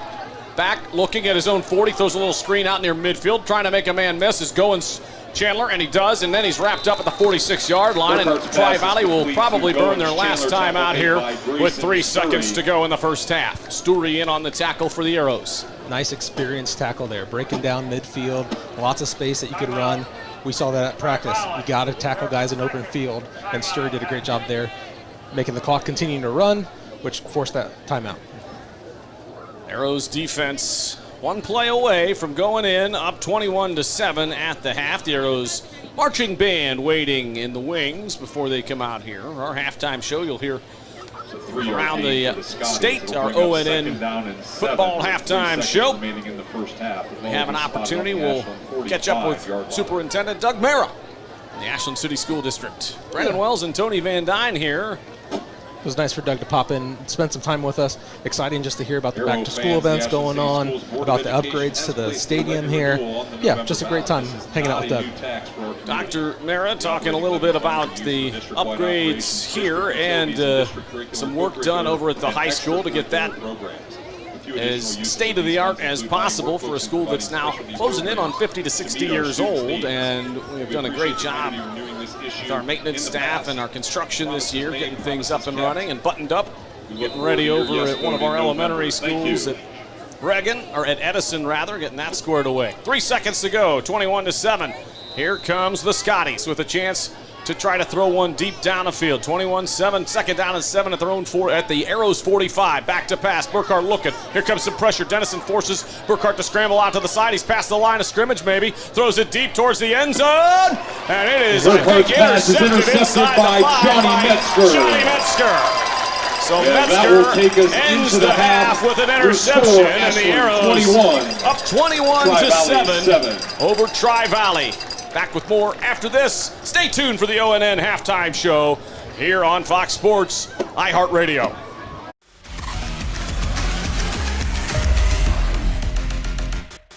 Instead of paying for some big-name spokesperson, Kasasa Checking gives that money back to you in cash rewards. In fact, you just bought me this cup of coffee. See how that works? Amazing! Free checking, cash rewards. Take back banking with Kasasa. Frito Lay Variety Packs presents totally unrealistic, never gonna happen in a million years mom fantasies. Mother, thank you for planning such an enriching camping trip for us. Please accept this as a token of our appreciation. Now let us sing to you. This'll never happen, but this might. There's like no reception. I'm not cheering attack. Ew, bugs! Dibs on the Fritos! Frito Lay Variety Packs, packed with possibilities.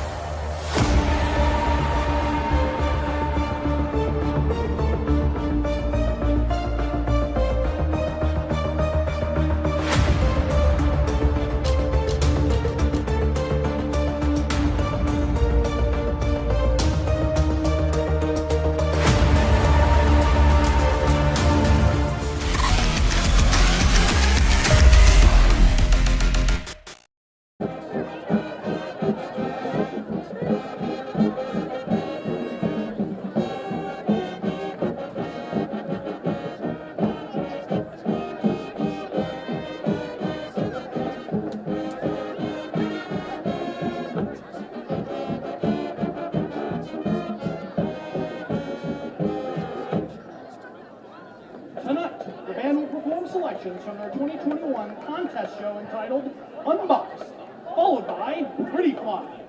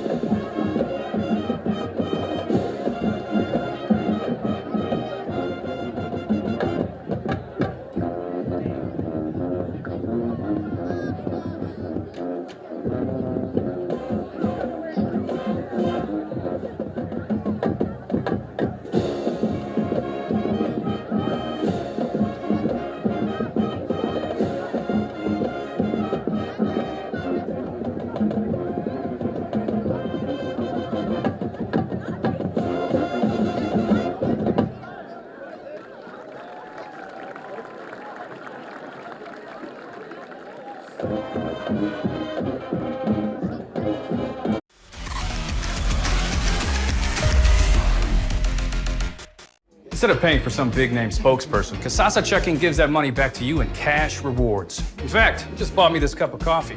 See how that works? Amazing! Free checking, cash rewards. Take back banking with Kasasa. Frito Lay Variety Packs presents totally unrealistic, never gonna happen in a million years mom fantasies. Mother, thank you for planning such an enriching camping trip for us. Please accept this as a token of our appreciation. Now let us sing to you. This'll never happen, but this might. There's like no reception. I'm not cheering, Ted. Ew, bugs! Dibs on the Fritos. Frito Lay Variety Packs, packed with possibilities.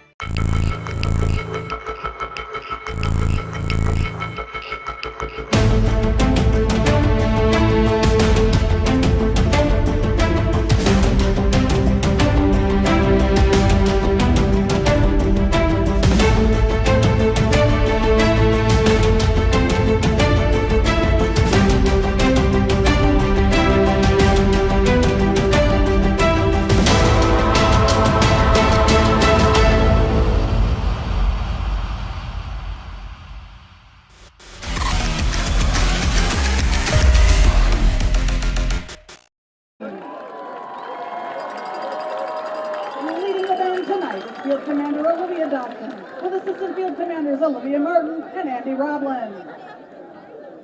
We are so glad to be back here tonight, doing things the way we've almost always done. Our celebration of 2021 kicks off with the Marching Arrows saying, "Good riddance to 2020." Now, with our best eye roll and some teenage sarcasm, we're here to tell the year 2020, thanks for the memories.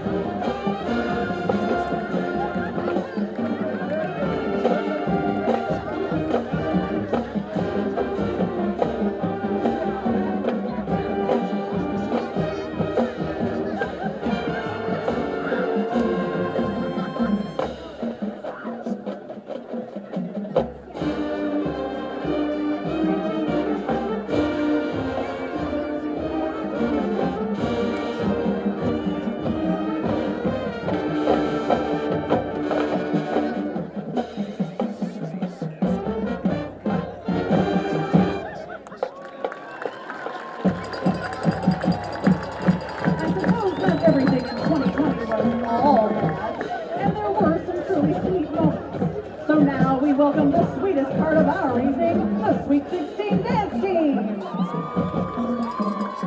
Last year we had teddy bears in our windows and sourdough bread recipes to help cheer us along.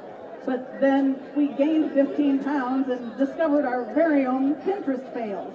So yeah, our message to 2020 is still, forget you.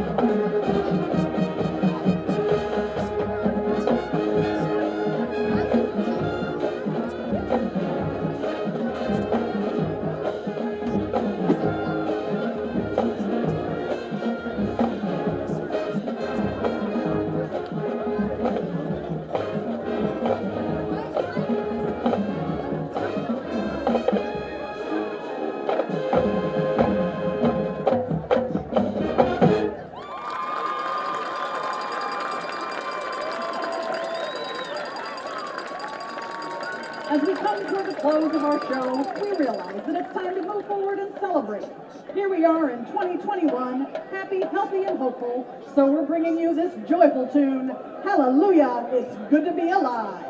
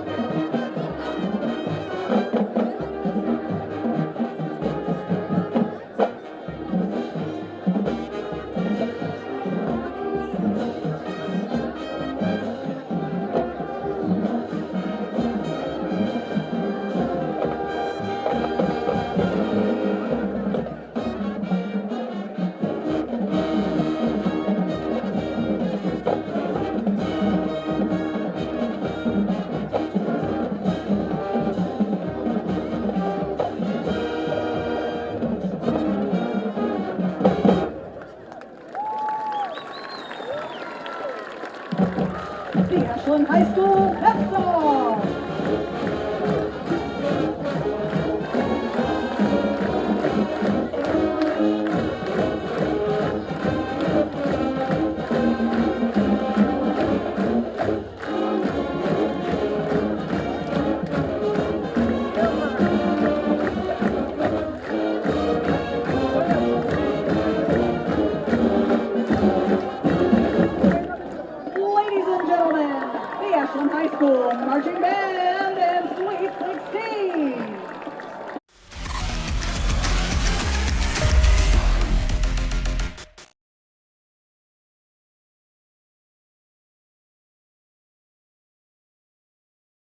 Instead of paying for some big-name spokesperson, Kasasa Checking gives that money back to you in cash rewards. In fact, you just bought me this cup of coffee. See how that works? Amazing! Free checking, cash rewards. Take back banking with Kasasa. Frito Lay Variety Packs presents Totally Unrealistic, Never Gonna Happen in a Million Years Mom Fantasies. Mother, thank you for planning such an enriching camping trip for us. Please accept this as a token of our appreciation. Now let us sing to you. This'll never happen, but this might. There's like no reception. I'm not cheering, Ted. Ew, bugs! Dibs on the Fritos. Frito Lay Variety Packs, packed with possibilities.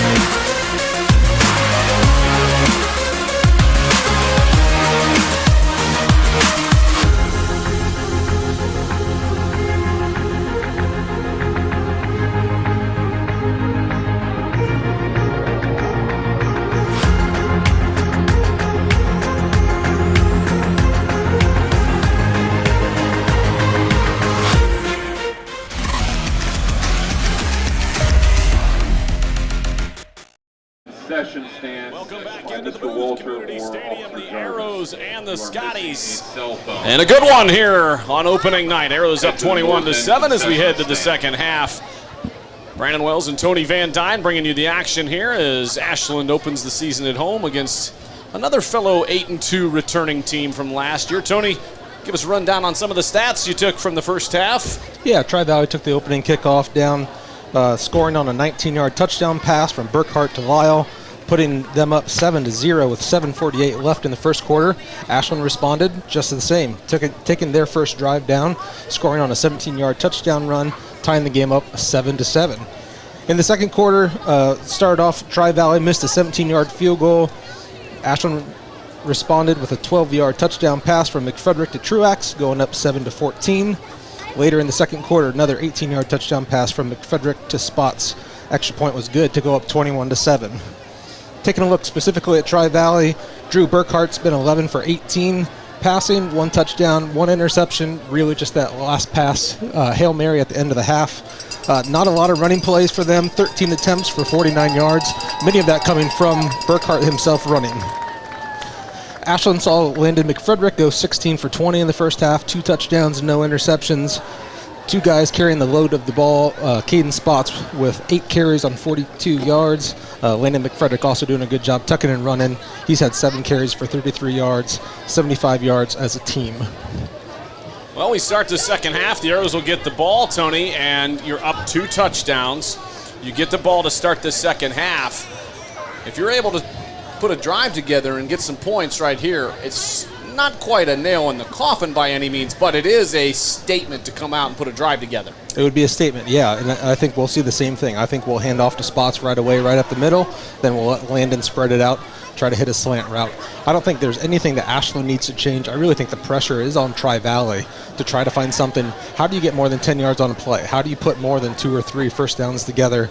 You know, we saw Tri-Valley come out quick, scoring on that first drive, and really that was the only time they got to the Ashland side of the football field other than the missed field goal. Yeah, I've been super impressed. I don't know about you, but the secondary, those guys, they played that kind of 3-deep safety issue with Van Tilburg, Metzger, and Ole back there, who've done a really tremendous job. And it's Bryce Ewing, by the way, who's number 74 tonight, who's in that Cobra spot, and he's done a nice job as well. But that back 7 has done a really nice. Actually, the back 8 really have done a great job. Yeah, we've not seen them give them the front line enough time yet to get a sack. But again, knocking balls down, getting guys down on the ground for gains of 5 and 6 are different than gains of 12 and 13, where you're just methodically moving down the field. 16 of 20 for Landon McFrederick. That's a pretty good way to start your junior season as the starting quarterback. Not too bad. 12 for 20. 12 for 20, not bad. Still not bad. Taking care of the football, that's the most important thing. Almost 10 yards per reception, per completion. Yeah, 114 yards. Probably going to see the same thing in the second half. Tri-Valley did a great job last year of making people throw the ball away. 1.7, I think, interceptions average per game. So if Landon can continue to take care of the ball, no reason to think the Spots is going to put the ball on the ground on any runs here anytime soon. So no turnovers in the first half of the first game of the season is surprising to me by either team. Yeah, ball control is always a question when you start handing the ball to 15 and 16 and 17-year-old kids and ask them to throw around the field. So if both teams can play turnover-free football, we should be in store for an Arrow win for tonight. 21-7 underway. Arrows going right to left. Kick is off and deep and grabbed at the 10. Arrows have it to the 15 to the 20. 25, 30, 35, and knocked out of bounds is Colton Johnson up near the 35-yard line. 24-yard return. Johnson really does a tremendous job back there in the kick return game, and the Arrows with decent field position to start. McFrederick will come out with a 2-score lead, 21-7. Thanks to our friends over at OH.REPORT for teaming up with us here tonight. Happy to have them on board. Brandon Wells and Tony Van Dyne bringing you the action after a long off season for all of us in various ways. So we're thankful to be here in the most regular possible way, bringing you some high school football action. Arrows with the football at the 32-yard line. Low snap. McFrederick handles it well, gives it to Spots, and he's brought down after a short gain by a handful of Scotties. It looks like Ethan Helms is the main man on the tackle. Yeah, short little gain of 1.5. But again, that's what we've seen Ashland do kind of all game. Kind of that just middle run on first down, just to kind of see, keeping the Scotties honest, not letting them spread out and start rushing off from the edges. You see a lot of coaches give up on the run, even if they're only getting 2-3 yards a run, but you got to keep it rolling. You're right, Tony. McFrederick back to pass from the 25. He had time. Now he's flushed out of the pocket to the 30. He's going to tuck it and run. 35, and he's wrapped up at the 37-yard line. Nice tackle out there by Hansel Holmes. And the Arrows will have a big third down early on here in the second half. Third down and about 5. Nice wrap-up tackle. The Arrows are quick to the line of scrimmage. McFrederick in the shotgun, trips to the right, 2 to the near side. It Spots in the slot. That's easy to say. He's in motion. Now he gets back, and the Arrows reset and look over to Coach Cedar for the call. Metzger will be near side. Yeah, Tri-Valley showing maybe a little bit of pressure here. As Spots was going in motion, they were kind of rolling that corner back up. McFrederick back to pass. A lot of time. A little pressure now. His pass batted down at the line of scrimmage. Nice play there by Ethan Helms. 2 big plays by Helms, and the Arrows are going to have to boot it away. Isaac Roop will come out on 4th down and 5. McFrederick had a man open, but nice job there by the big fella. Yeah, Helms knock it down. Someone got their hand on the ball and will bring up 4th down. Good start for Tri-Valley. It's the thing you want to do. So Isaac Roop comes out. Boy, does he have a strong leg. Good athlete. Standing at his own 24-yard line. Low snap, but nice job by Roop. Grabs it, no problem. Boots it high. Spinning around, hits at the 31 and rolls inside the 30, down near the 29, maybe the 28. And it's down to where Tri-Valley will take over. Nice job by Luke Bryant. There's a T on there. Who downs it. He's not going to be talking about any jacked up trucks here tonight. Luke Bryant. Nobody's shaking it for him. 10:22 to go here in the third quarter. 21-7. Arrows on top, but they go a quick possession and give it back to Tri-Valley, who has a big possession here coming up, Tony. Yeah, Burkhart hit 3 receivers. Probably going to try to spread the ball a little bit more around than he did in the first half, but 6 different guys carried the ball for Tri-Valley in the first half. A lot of it from the quarterback, Burkhart. But yeah, not a whole lot other than passing from Tri-Valley. Burkhart back to pass, pushed out of the pocket, throws it over to the middle now on the near hash, caught. That's Alex Williams who grabs it, and he's out near the 35, maybe the 36-yard line. Gain of 7 or 8. It'll be 2nd down and 3, they'll call it. Nice job by Burkhart to roll to the near side. Connor Roll on the tackle. That pass put Drew Burkhart over 100 yards on 19 attempts for the night. This is a great opening matchup for Tri-Valley, one of the better schools and bigger schools they're going to see all season. Coach West likes to schedule some tough opponents to keep her up the middle. Now he's going to break it outside. Burkhart's got room, 45, out near midfield, 50, into Arrows territory, in trouble before he's knocked out of bounds at the 41-yard line. A 25-yard, make it a 26-yard pickup.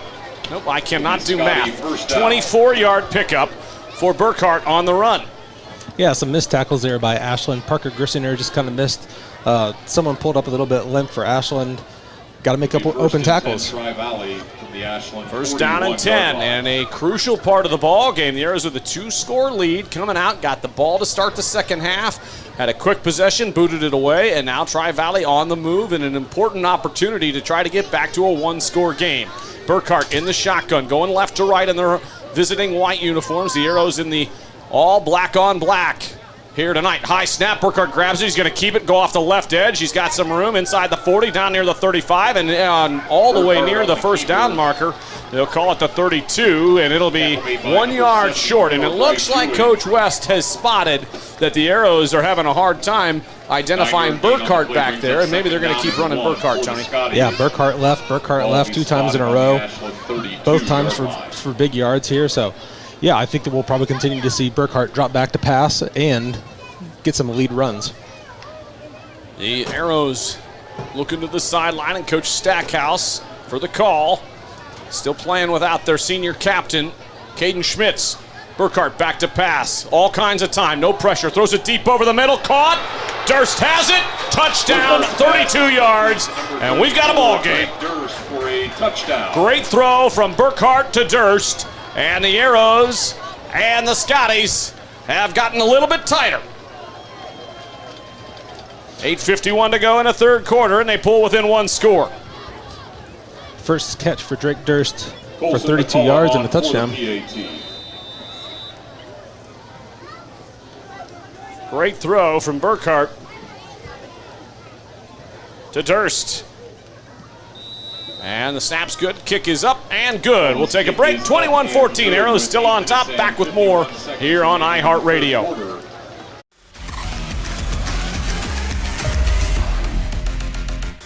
Frito Lay Variety Packs presents totally unrealistic, never gonna happen in a million years mom fantasies. Mother, thank you for planning such an enriching camping trip for us. Please accept this as a token of our appreciation. Now let us sing to you. This'll never happen, but this might. There's like no reception. I'm not cheering attack. Ew, bugs!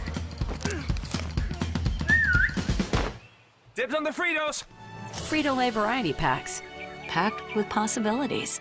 Instead of paying for some big-name spokesperson, Kasasa Checking gives that money back to you in cash rewards. In fact, you just bought me this cup of coffee. See how that works? Amazing! Free checking, cash rewards. Take back banking with Kasasa.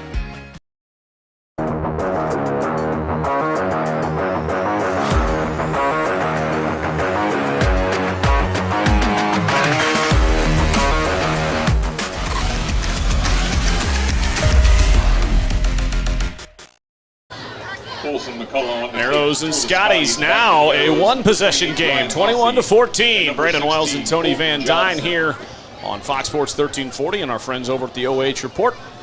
Glad to be bringing you high school football from Community Stadium on the first week of the season. Arrows jumped out to a 21-7 lead at the half and couldn't do much with their first possession, about to get it back. Kick is away. And it's Colton Johnson who's going to grab it at the 3. He fumbles it, picks it back up. A little bit of trouble to the 5. Arrows backed up, and he is brought down at the 7. Colton Johnson and the Arrows with a costly miscue here, potentially, and the Arrows have a long field to go, Tony, and just like that, you can feel a little bit of momentum shifting. A little bit of momentum changed. Yeah, we saw Tri-Valley start the game with a touchdown drive, came out the second half, another touchdown drive. Now Ashland's backed up inside their own 10. Probably changes the play calling a little bit here. You're probably going to see a little bit more running to try to get some distance outside of those goalpost shadows. But then again, another chance to see if you can take a shot. Wouldn't put it past Cedar to do that. Beautiful night here in north central Ohio. Full moon here on Friday night. Football. Landon McFrederick back in the shotgun, standing at his own 1. Man in motion. Doesn't give it to him. Instead, throws it out to the right side. Caught and pushed out of bounds after a short gain. Johnny Metzger on the catch. Tackled by Luke Lyle. Luke Lyle out there on the tackle for the Scotties. Head coach Cam West. Just a gain of 1 there. You just throw that out there quick and hope your athlete can make a play and make the defender move. Good job by Tri-Valley bringing them down. 2nd and 9. Quick to the line. Arrows in the shotgun. Trips near side. Single to the far. Back to pass. McFrederick's got a man. It's Johnson in the slot. Caught to the 10. And he's wrapped up at the 12, maybe the 13-yard line. And a little extracurricular out near midfield. Be careful, boys. You don't want to get any flags thrown on you. And the Arrows are going to have 3rd and manageable here. A nice tackle by Hansel Holmes on the ball carrier. And 3rd down and 4 at the 13. Big 3rd down, Tony. Yeah, that last play, Landon threw a nice catchable ball. You'd like to put it a little bit out ahead of him so he can catch it while he's running. Throwing it back to his back shoulder a little bit kind of slowed the play down. And there is a flag on the play, so I take that, and it looks like the Arrows are going to be pushed back. Wow, late flag right there, and waiting for an official call. I didn't hear any official call. It's going to be a holding on the Arrows. A block in the back. It'll be 2nd down and 9. 8:26. Now that'll make it 2nd down and 9 for the Arrows. Replay the down, and they're back at their own 7 in the shadows of the goalpost. This is a crucial part of the ball game, folks. Here we go. McFrederick in the shotgun. Trips to the right. 2 to the near side. Everybody's rolling. Back to pass. Pressure. McFrederick in trouble. And he's brought down at the 5 for a sack. McFrederick is sacked for a 2-yard loss. 2nd sack of the night for the Scotties. And it'll be 3rd down and 11. 73, Jacob Kinder and number Jacob 52. Kinder in on the sack for the Scotties, along with a couple of other Tri-Valley Scotties in on the tackle. So a big 3rd down. 3rd down 11. 8:14 to go in the 3rd quarter. Arrows with a 7-point lead. 21-14. 11 for the Arrows. Can they extend this drive and move the chains and try to move the field position battle a little bit? McFrederick in the shotgun. Fake screen. Now goes over to the right side. He's got a man. Caught at the 5 and wrapped up at the 9-yard line. Not much there at all for the Arrows as Ethan Truax caught it. Got a couple yards. And it's going to be 4th down and long, and the Arrows are going to have to boot it away. So, tough start here in the second half so far for the Arrows, Tony, as they go 3 and out on the first possession, and then not a good second possession either. Yeah, not only did they not move the chains to get a 1st down, but they also, got close, got a penalty, which moved them back, and he just never got a chance to even get into a rhythm, Isaac Rupo here will try to boot one out and change the field. High punt, and it is short and not good. It bounces at the 25 and rolls out near the 30 to the 33. So a fortunate bounce, but a 24-yard punt for Isaac Rupp. And just like that, Tri-Valley, 5 minutes into the second half, has a chance to strike again and tie it up here against the Arrows. With only 32 yards to go. Yeah, starting on their own 32-yard line going in. Didn't give the defense a lot of time to look at film to try to make some adjustments. I'm sure Stockhouse had his guys down there trying to make some changes to say, how are they blocking you? Why is Burkhart getting on the outside? Hopefully he had enough time that he can dial up a play or 2 here and cut this Tri-Valley drive short. Burkhart and the Scotties, 1st and 10 at the 33-yard line. Standing at his own 38, trips to the right, Two receivers to the far side. High snap, he's going to keep it. Goes to the left side. Not much going on in the Arrows defensively, and a nice wrap-up tackle out on the far side. The Arrows with a tremendous stop on the outside. Looked like Burkhart was going to have an opportunity to get some yards, and Hasse comes up with a big open field tackle. Yeah, good pressure by Bryce Ewing on the left-hand side. Made Burkhart flush out to the left. Once that, you kind of have kind of a busted play, and Hasse did a nice job bringing him down. 2nd down and 10, under 7 minutes to go here in the third quarter. Trips to the right. That's the near side. 2 to the far. Low snap, fumbled. Burkhart picks it up. He's in trouble. Wrapped up near the 40. Ball's loose. Tri-Valley comes up with it at the 45, and they're off and running. There's a flag down, and they bring it all the way down to the 20, which would be a first down if it counts. There's flags, so we'll see what happens. Looks like Braden Devil came up with the loose ball, number 39. I think those are all fumble markers, not penalty flags. I think you may be right. And in that case, what a fortunate turn of events for Tri-Valley as they fumbled it. And Devil came up with the ball. And their left tackle picked it up.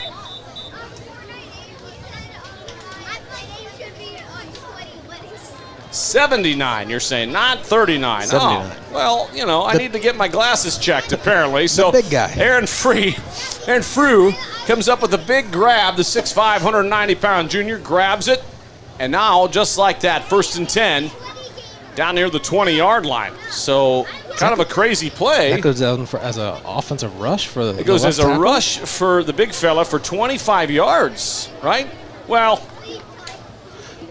original line of scrimmage From on where that he is what he picked it up. gets. Now, it goes from where the original line of scrimmage was. I used to have to input these plays back in the day. Oh, my goodness. 6:21 to go, and the Arrows are...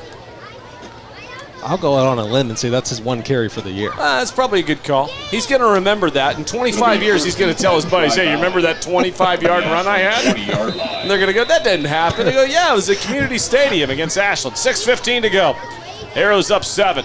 They need a stop on the defensive side. The Scotties trying to tie it up here on this possession. Burkhart, play action, rolls near side. Looking downfield towards the end zone. Got a man. Caught. Touchdown. We got a brand new ball game. Alex Williams wide open in the end zone. Touchdown. And Coach Cedar and company with a nightmare here to start the second half. They played Dover last week in a scrimmage. First 3-4 possessions, pretty good. After that, Coach said they struggled. A little bit similar here tonight. First half, really good, and since then, bit of a struggle so far here as the Scotties attempt to tie it up. Yeah, Burkhart 3 for 3 here in the second half. Thrown for about 60 yards. This one going to Alex Williams for his 5th catch of the game. All kinds of flags here on the extra point. Let's see what the call will be. Here's your officiating crew here tonight. It's a tough night to be out there. It's so warm and humid. If you think you can do a better job, then sign up and be an official, because these guys are doing a pretty good job here tonight. It's a tough one. State of Ohio lacking officials. Offsides on the Arrows, so we'll move it up a little bit closer. All right. Thank you, sir. You're going to retry the attempt. This is to tie it up with 6:04 to go, Tony. And it looked like going into the half, we might get a little bit of a runaway train in the Arrows and the Scotties. High snap. It's a tough hold, and the kick is up. It's good. We're all square at 21. We'll be back with more high school football. You're listening to the Arrows on iHeartRadio. iHeartRadio.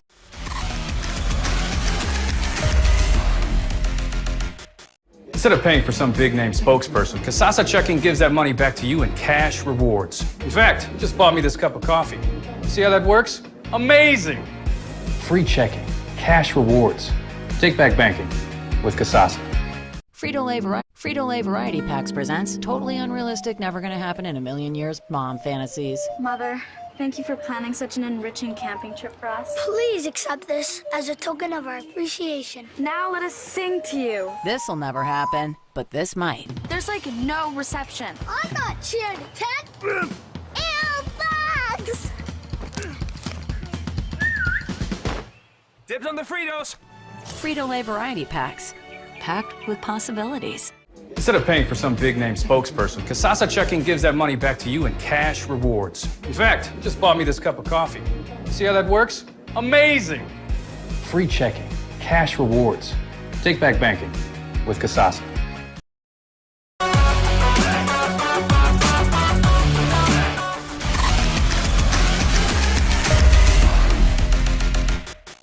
School football here on a Friday night. Brandon Wells and Tony Van Dyne here on iHeartRadio and our friends over at the OH Report. 6:04 to go. And we've got a brand new game, Tony. It is all square at 21. Now listen, I am no doubt rooting for the Arrows, but I also love to see close games. That ball's booted deep. Johnson will grab it from the 2 to the 10, 15. He's got some room, 20. Makes a man miss out to the right, 25, and brought down.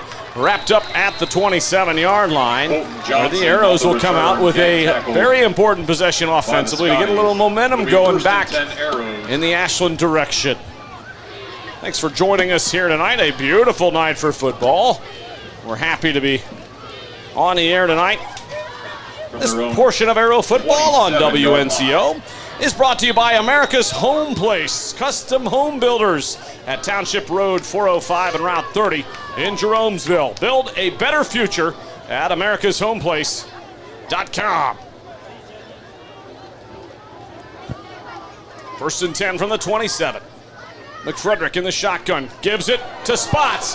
30, 35, and brought down out near the 39-yard line. 12-yard pickup for Caden Spots. And a big first down. Yeah. Ooh, take a breath. Take a breath. Right. Game's not over. You've given up a couple touchdowns. Game's still tied. Time to go back to work. Offense. Back to the line quickly. McFrederick rolls near side. He's got nobody open. He's going to tuck it and run. And he picks up a yard. That's got to be a late hit. There it is. So a 2-yard, maybe a 3 or 4 yard gain, but you're going to tack on 15 yards. As Connor Ball, the late hit. 15 yards coming for the Arrows.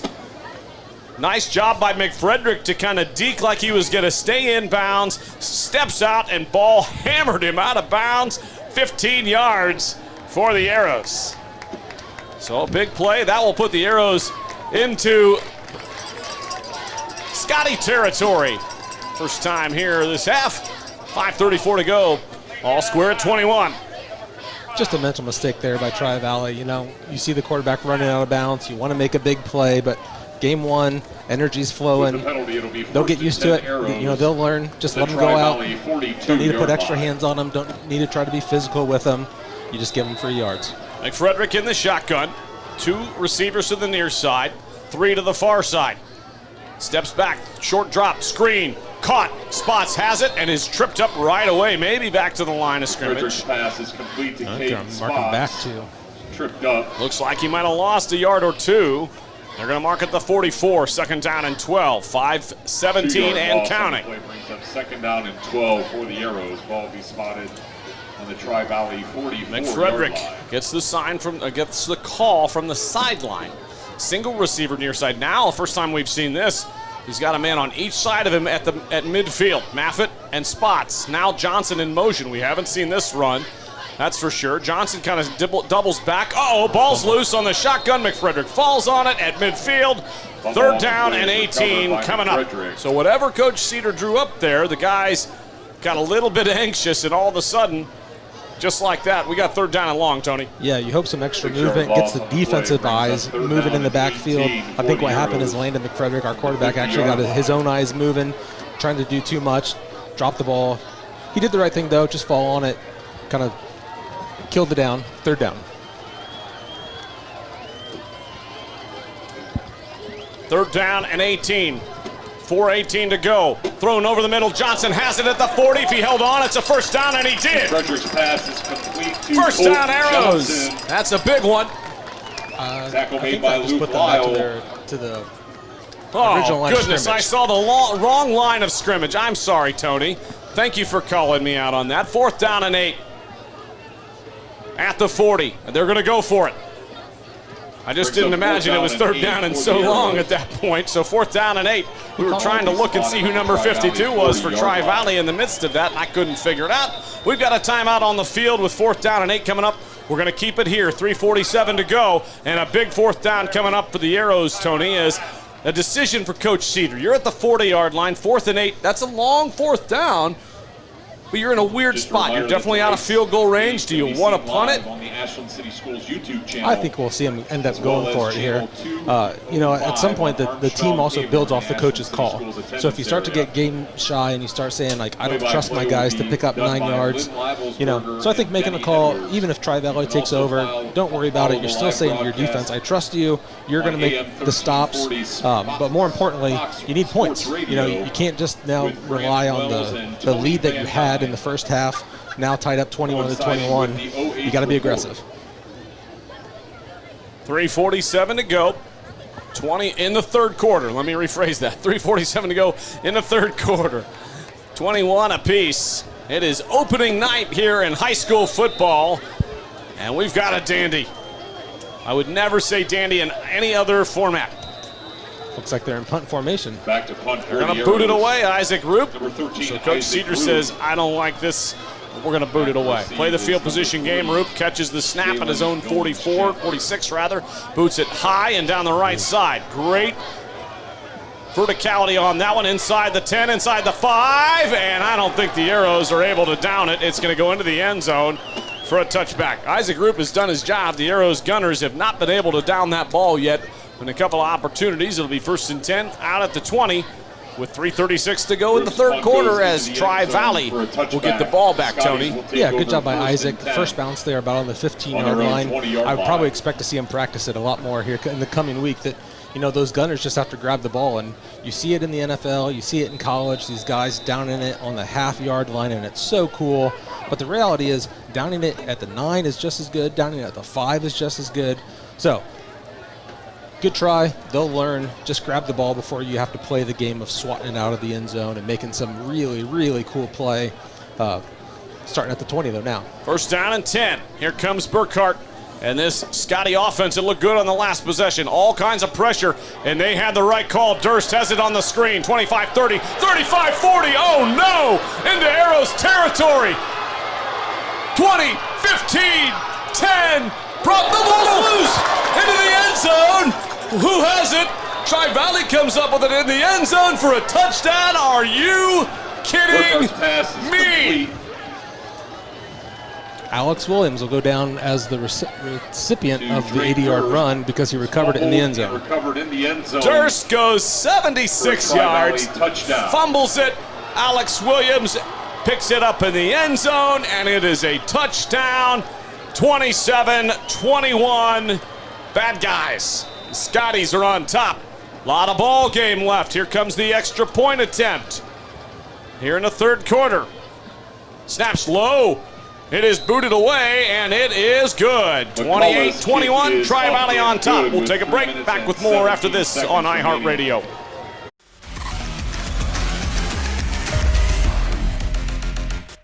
Instead of paying for some big-name spokesperson, Kasasa Checking gives that money back to you in cash rewards. In fact, you just bought me this cup of coffee. See how that works? Instead of paying for some big-name spokesperson. Frito Lay Variety Packs presents totally unrealistic, never gonna happen in a million years mom fantasies. Mother, thank you for planning such an enriching camping trip for us. Please accept this as a token of our appreciation. Now let us sing to you. This'll never happen, but this might. There's like no reception. I'm not cheering attack. Ew, bugs! Dibs on the Fritos. Frito Lay Variety Packs, packed with possibilities. Instead of paying for some big-name spokesperson, Kasasa Checking gives that money back to you in cash rewards. In fact, you just bought me this cup of coffee. See how that works? Amazing! Free checking, cash rewards. Take back banking with Kasasa.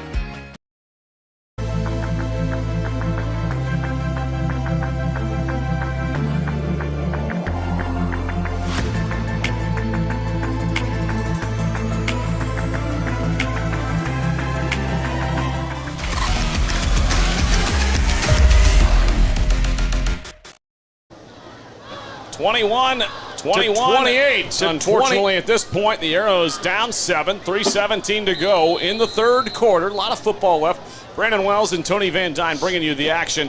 Tony, it was 21-7 not that long ago. No, it was just halftime, and we were talking that, you know, Ashland just had to come out and play a nice, clean game. And what we've seen is Tri-Valley just go touchdown after touchdown after touchdown. That last one, you could see it from the very start. Our defensive line had the best pressure they've had all day. You know why? Because they were dumping off a screen pass. 80 yards later, fumbled on the 4-yard line, but there was just a slew of Tri-Valley players to recover it. Well, it shows you why you never give up on a play, right? You keep rolling, you keep getting down there. But Coach Cam West and the Scotties with a tremendous play call on that play, and the Arrows defensively struggling here in the second half, but a lot of football left. And here comes the kickoff. Arrows could use a good return. 3:17 to go in the third quarter. Down 7, 21 unanswered points by the Scotties. Johnson will grab it at his 4 to the 10, 15, 20, 23, and wrapped up. Maybe around the 23. Arrows will have the ball back with 3:09 to go in the third quarter. They've burned one timeout here so far, so a couple timeouts left, down 7 here in the third quarter.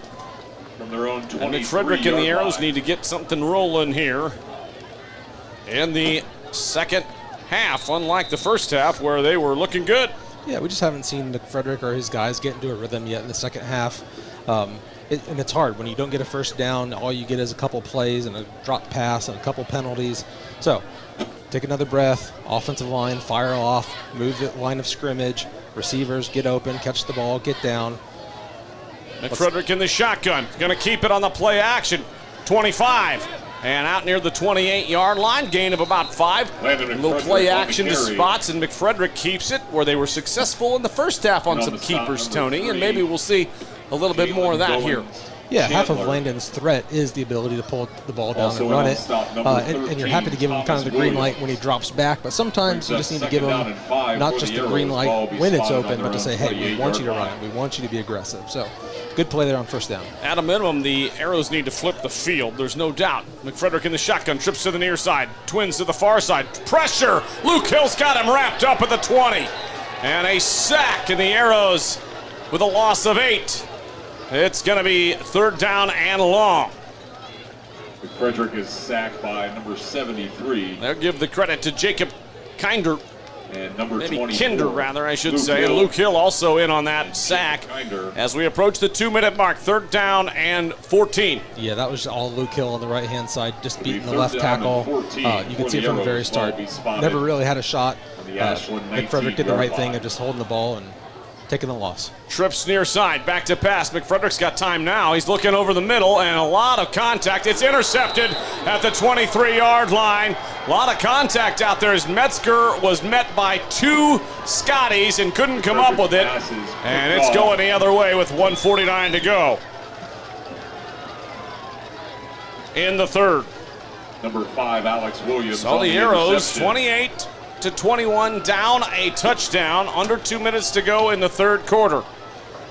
And a crucial defensive stand here is needed for this Arrows defense and Coach Stackhouse. Yeah, Tri-Valley is threatening here to put up 4 touchdowns just in the third quarter, and not because of special teams, or not because of some magical play, just moving the ball methodically by throwing the ball. One big play, but yeah, they're just now 24 yards away from potentially another touchdown. Arrows could use a turnover. 1:49 to go, down 7 in the third quarter. I'm going to keep making sure I say that. Drew Burkhardt in the shotgun.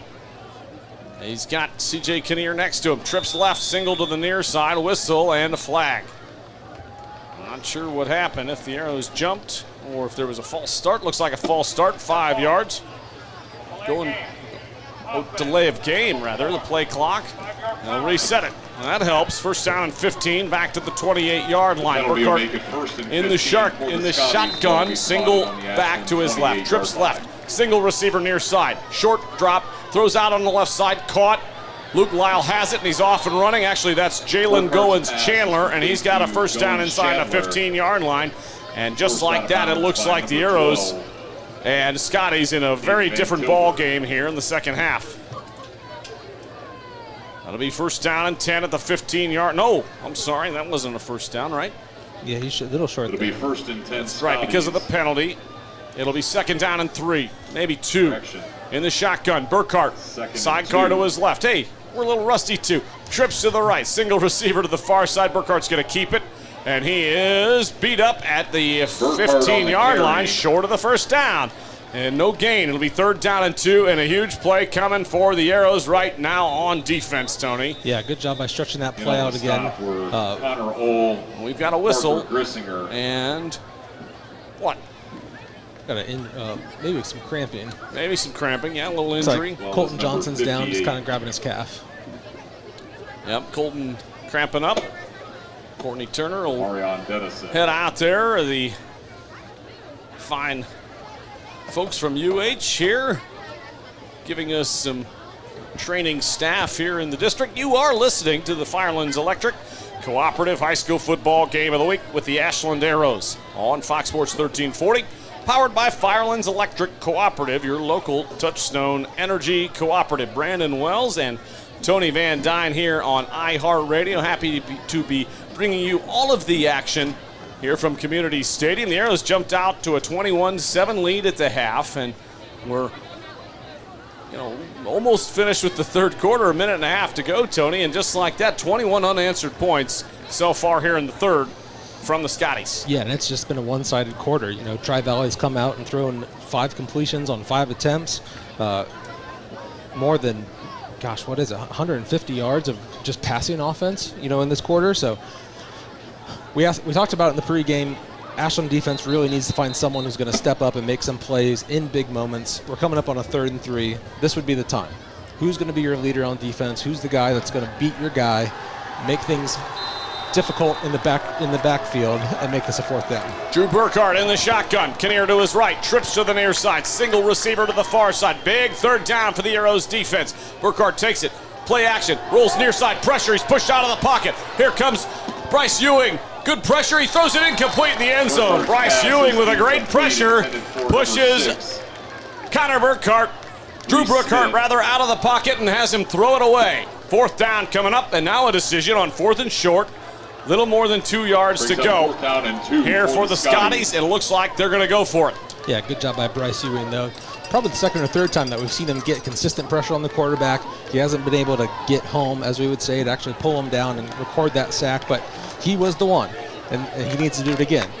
One more time, 4th and 3. Step up, beat your guy. I like the Ashland's kind of tighten things down. We're going man-to-man. Who can win here on 4th down? 1:08 to go in a 3rd. Burkhardt in the shotgun, trips bunch to the left. It's over his head on the snap. He's going to grab it at the 30, and the Arrows, with a fortunate turn of events, will come up with a turnover on downs. A bad snap with 1:03 to go in the 3rd quarter. Down 7, the Arrows really need it here. Yeah, 17-yard loss. Probably the 3rd or 4th bad snap that we've seen. Maybe it's jitters. And this makes sense, right? You're offensive center. You know that defense is coming at you. You're probably being asked to either reach block or, get on someone real quick. But you forget the first thing, which is get the ball to the quarterback. Turnover on downs, Ashland football. 28-21. Be 1st and 10. Arrows down 7. Their own 30-yard line. 1:03 to go in the 3rd quarter. They got a little momentum shifting back towards them. With 1:03 to go here in the 3rd, spots in motion. McFrederick back to pass. He's got Metzger on a slant. Caught at the 43, wrapped up at the 48-yard line. 18-yard gain. 1st and 10. Great throw from McFrederick to Metzger on the slant. And that is what we saw a lot of in that 1st quarter, 2nd quarter. Just like that, the Arrows back up to the line of scrimmage. McFrederick calls out the play, trips right. Single receiver, Metzger to the near side. Single back, it spots to his left of the sidecar. Shotgun formation, 42 seconds in the 3rd. Back to pass, looking downfield. He's got spots on the halfback wheel, and it is picked off at the 40-yard line by Jalen Goins-Chandler. McFrederick throws a tough one down that sideline, and Chandler saw it coming all the way. Spots on that halfback wheel route. Yeah, just reading the quarterback's eyes. He was looking to the left the whole time, and that cornerback just saw that it's not going to be an out route. He saw spots kind of turn up the field. Good job just going up, high pointing the ball, catching it up high. Turnover there on the interception. So 1st and 10 at the 39 now for Tri-Valley with 36 seconds to go in the 3rd quarter. Hey, the good news is, folks, we don't have any more breaks for you until the postgame. That means you get to listen to us pontificate between the 3rd and 4th quarter about what's going to happen in the 4th quarter. I know you're all very excited. Very excited. In the shotgun, Tri-Valley. Burkhardt One man to his right. Slides out. It's going to be a keeper right up the middle. Not much there, and wrapped up at the 41. Gain of 2. And now an interesting strategy from Coach West as you approach the end of the third quarter. You're up 7. You got to keep playing to win and not to lose. There's some gray area there when you're calling plays. Yeah, I still think in the third quarter, early in the fourth, it's still your normal offense. It's still like business as usual. He's going to let the clock run here and go into the fourth quarter up by 7. Well, hey, like I said, we're keeping it here. Into the third quarter. Tony, you know, the Arrows played great for the first half. So you got 2 really good quarters. You've got one not so good quarter, but you got one left. You're down 7 against a pretty good football team that clearly made some adjustments at the half. And what's your adjustment going into the fourth quarter defensively? I think defensively, I think you just have to tell your guys to step up. You know, I don't think there's anything you can do right now to add new wrinkles to your defense. It's just a matter of saying, like, we need to beat them to the ball. We need to continue to fly to the football. You've only given up one big play all day, one 80-yard pass, and really all in the third quarter. So remind the guys, hey, we've done this before. We won the first quarter. We won the second quarter. We lost the third quarter. No big deal. Forget about it. Fourth quarter, let's win it. Got to win it by more than 7 for the W tonight. Coach Cedar in his 3rd season here at the helm of the Arrows football program. 12-8 overall in those 2 seasons, 8-2 last year. Arrows, a lot of losses from last year, a lot of senior leadership gone. And I think this is one of those moments where you look and you say, all right, guys, you're the new leaders, you're the seniors. You got to step up and find a way to win this ball game that you really definitely can win. And here we go. Start of the fourth quarter. Brandon Wells and Tony Van Dyne on iHeartRadio. Happy to be bringing you the action. Burkhardt in the shotgun from his own 40. Throws it over the middle. It is tipped. Intercepted. Here we go. Going the other way. Colton Johnson. Colton Johnson brings it all the way to the 23-yard line. Yes, sir. Colton Johnson. Johnson with the tipped catch. Great hands. Going the other way. What an interception return. And now the Arrows with an opportunity to get right back to even with 11:50 to go in the ball game. I should say in regulation. That's true. Hey, he's not going to get credit for anything on that play, but number 77, Logan Bartholomew, just shot out from his stance. Good job getting pressure. When you get pressure on the quarterback, he fires it. Maybe it came a little bit faster than the receiver was ready for. Didn't catch it clean, and at that point, you have opportunities. Good job by Colton Johnson. And did you see the speed? Man, as soon as he got his hands on that football, he was down the field, returning about 25 yards. That's my man Logan Bartholomew. Well done, sir. And here comes the Arrows. 1st and 10 at the 23. Just underway in the fourth quarter. Arrows down 7 with the football. McFrederick in the shotgun, whistles, and what do we got here? I think play clock issues. So the officials are going to get in together and say, hey, what are we doing? What's going on? They're going to reset the play clock. Yep, there it goes. Raise the roof. Thank you. And we will reset the shot clock. Play clock. I'm in the wrong sport. Whatever. 11:50 to go. It's the first game of the year. Give me a break. Here we go. 1st and 10 from the 23 of the Scotties. Arrows with a football. McFrederick.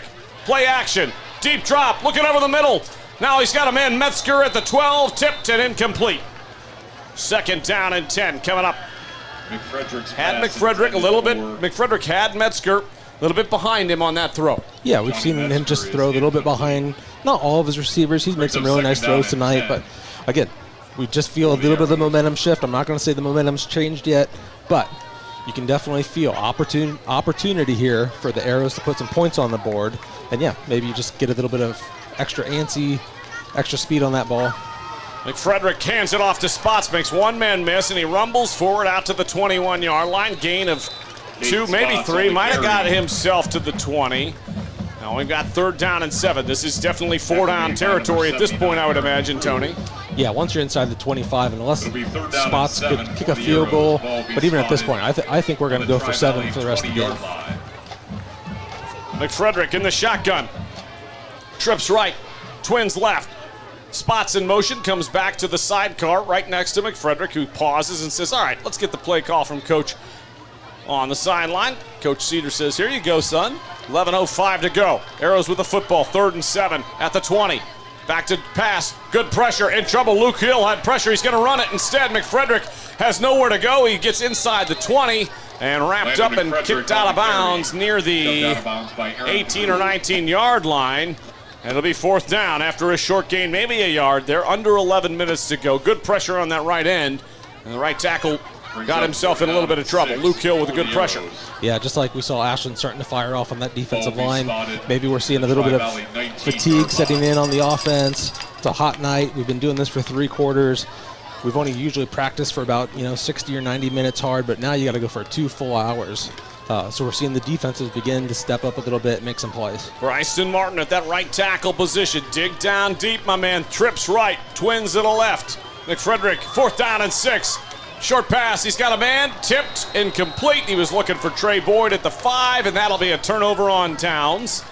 I'm not sure he was even looking back to catch the ball yet. A little miscommunication, I think, between McFrederick and his wide receiver. So 1st and 10 at the 19 for the Scotties. The Arrows were at least able to flip the field. 19-yard line. Yeah. Here you are, right? Yeah. You need another stop. You can't give up another score of any kind. It would be a big uphill battle to be down by 14. So yeah, being down by 7, you're still inside the 20. Again, defense needs to step up. Defense needs to win battles. We've not seen a sack yet. I'd love to see a sack. I'd love to see some hits on that quarterback. Just continuing to put pressure on this Tri-Valley offense. Burkhart in the shotgun. Keeper on the right edge, and he's going to pick up the 1st down out past the 30-yard line. Gain of 11, maybe 12. 1st down and 10, just like that. Burkhart showing that athleticism out of the backfield. Comes around the right edge. Good block on that right side by David Rankin. Good for the right tackle. 1st down. They'll spot it at the 31. 1st down and 10. 10:43 to go in the ball game. Arrows down 7 here at home on opening night to the Tri-Valley Scotties out of the Muskingum Valley League. In the shotgun, Burkhart. Low snap! It gets away! He's going to roll on it and just fall down and near the 16-yard line, maybe the 17. Big loss. They'll mark it at the 17, loss of 14 yards. And it will be 2nd down and 24. 14-yard loss. Arrows with a fortunate turn here. That's a couple times that's happened. The center exchange on that shotgun where Burkhart has struggled. And the center, Mason Prouty, has had a few issues. Yeah, really fortunate for Ashland. Those have been the best negative plays that Tri-Valley's had all day. So whether it's the pressure, whether it's the movement, Ashland just needs to continue to do whatever they're doing to try to keep that center a little bit rattled. In the shotgun, Burkhart looking downfield, looking way downfield. He's got a man and dropped at midfield. Alex Williams had it, and you could have said goodnight. He had 83 yards to pay dirt. Couldn't haul it in. The Arrows dodge a bullet, and it's 3rd down and 24. Yeah, I think if you would give that to him 10 more times, he would bring it in 9 of the 10. Probably beat himself up just as much as anyone. Had that one, I think, took a little peek towards the end zone before he had the ball. And just like that, here's the biggest play, in my opinion, of the ball game so far. 3rd down and 24 from their own 17. Shotgun formation, Burkhart trips. He's got 2 to the near and 2 to the far, rather. And the Arrows showing a little bit of blitz, bringing guys up front. Ewing coming off the edge. Back to pass. Burkhart's going to just launch it up down the right side. And it is incomplete. No chance. And intended receiver, Alex Williams, down the right sideline. They're going to have to boot it away. That might have been just as good as a punt right there if that had been picked off. 4th down and 24. That would have been 46 to go. That would have been better than a punt. And sometimes you need to teach cornerbacks that, high school punters are only going to punt at 20, 30 yards. So if a quarterback throws at 45 on 3rd down or 4th down, it's actually better not to catch it. Right, you might get a penalty. You might get a PI call, right? Yeah. Yeah, I like that. That's a good point. My man, Tony Van Dyne. I like it. In the shotgun. Here comes the snap. It's wide, but grabbed and booted by Priest. It's a short punt. Arrows are going to have good field position out near the 41, maybe the 42, with 9:39 to go, and the Arrows down 7. Great field position once again. Tri-Valley giving the Arrows an opportunity, Tony, here for the second time. Yeah, I think you got to go back to the running game here. As well as McFrederick threw it in the first half, we haven't seen that yet in the second half. Tri-Valley's dropping a little bit more, so I'd like to see us hand the ball off to Spots a little bit here, maybe set up a run, an intentional run for McFrederick, something that's called begin to move the ball, make Tri-Valley start to sneak up, and then we can throw it over the top. But of course, we start 5 wide, so what do I know? 5 wide, trips left, twins to the near side, but Spots in motion. McFrederick gives it to him right up the middle to the 40, and inside the 40 down to the 37-yard line, gain of 6. There's your run right up the middle for 6 yards. I really think that's a strength of Caden Spots. You know, like we saw this last year, you know, as a freshman, getting the ball, putting his head down, using those big thighs, letting the lineman get you 3 yards, and once you hit 3 yards past the line of scrimmage, you just fall forward. You do that a couple times, and you got something moving. McFrederick throws to the near side in the flat. Metzger grabs it. He's inside the 35, down near the 33, and it's going to be close to the first down. We'll see. They give it to him. They do. First down and 10. Chains are moving. We approach the 9-minute mark here on iHeartRadio. 7th catch for Johnny Metzger tonight for 60 yards. That play also puts McFrederick in the 150 range. Not a bad night here for his home debut as the starting quarterback as a junior. Plays basketball as well. Really good athlete is Landon McFrederick. Standing at his own 38 in the shotgun. 1st and 10, 9:07 to go. Hits the slant over the middle and tipped and incomplete. Couldn't haul it in. Was Johnny Metzger. Smacks himself on the helmet and says, doggone it, I should have had it. But that's a tough catch. Good coverage, not a bad throw. Yeah, exactly. That's good coverage.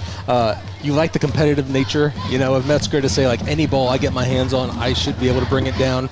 He's going to catch a lot of those in the future. But, yeah, good defensive play, no big deal. That was just first down. Trips left, single receiver to the near side. 2 of those receivers on the far side are stacked. Play action, McFrederick keeper around the left edge. He makes Luke Hill miss. Good block on the outside. Inside the 30 to the 25, inside the 20. And the Arrows, with a 15-yard run by McFrederick, are in this shakily mechanical red zone. 8:53 to go in the 4th. The Arrows with an opportunity to tie it up. I wouldn't call that a design run for McFrederick, but it served the same purpose. It let him use his athletic ability, and then sometimes you just stop thinking about what you're supposed to do and you just are athletic. Just go be an athlete. Get yards, make people miss. If you need to spin, spin. If you need to jump, jump. Good job by number 1 out there. McFrederick in the shotgun with Spots to his left, back to pass, looks to the near side. He's got Maffett who drops it at the 17. That'll bring up 2nd down and 10. If Maffett holds on to that ball, he's got a first down inside the 10 and maybe a touchdown, and a tough drop there for the Arrows. He had offensive linemen down the field too to be able to block for him. We got some laundry, got a yellow flag in the backfield here. We'll take a listen.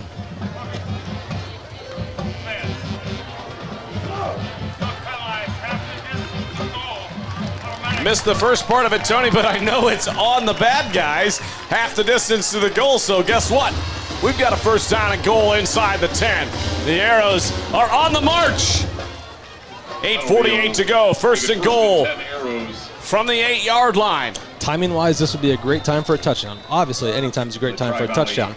But to tie it up, get a defensive stop, then you have one more shot to win this in regulation. McFrederick in the shotgun, single to the left. He gives it to Spots. He breaks through the left inside the 5, down to the 4, maybe the 3-yard line. Nice run there and a tough run. Tough yards for Caden Spots. He's a sophomore, but he runs like he's about 20 years old. Tough kid. He runs hard, and you can actually feel the crowd beginning to get into this. They're realizing now, oh goodness, we're down, we're about to score. We're going to feel the Ashland support here coming from the home crowd. 8.5 minutes and counting here at Community Stadium. 2nd down and goal from the 3. McFrederick in the shotgun. He's got a man to the left and he's got a man to the right. It's Maffett to his left. Spots in motion, now splits out wide to the near side. Gives it to Maffett up the middle. He's in! Yes, sir!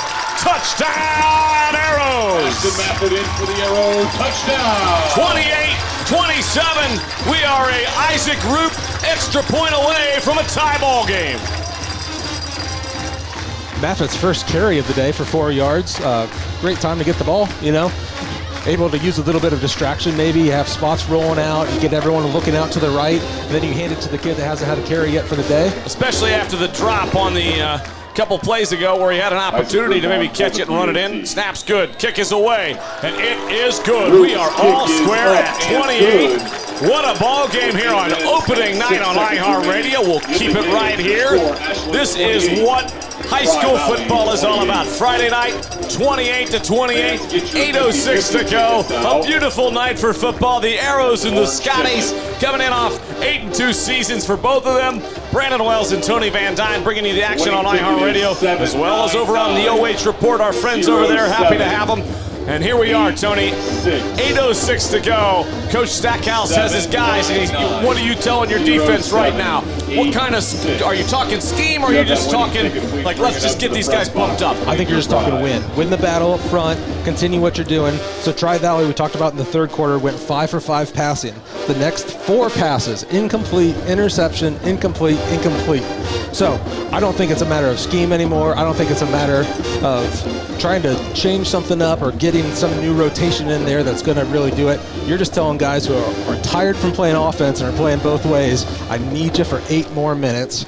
And you're telling the guys from defense who are tired on offense, I need you to just move the line of scrimmage for 8 more minutes, and we'll give you a week break. We won't even go to school next week. How about that? I like this.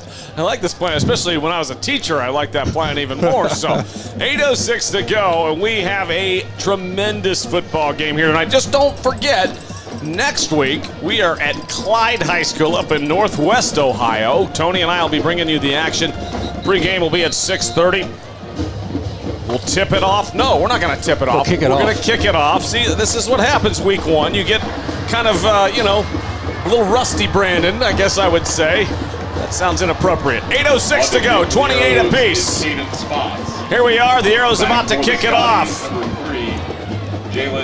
To the Scotties of Tri-Valley.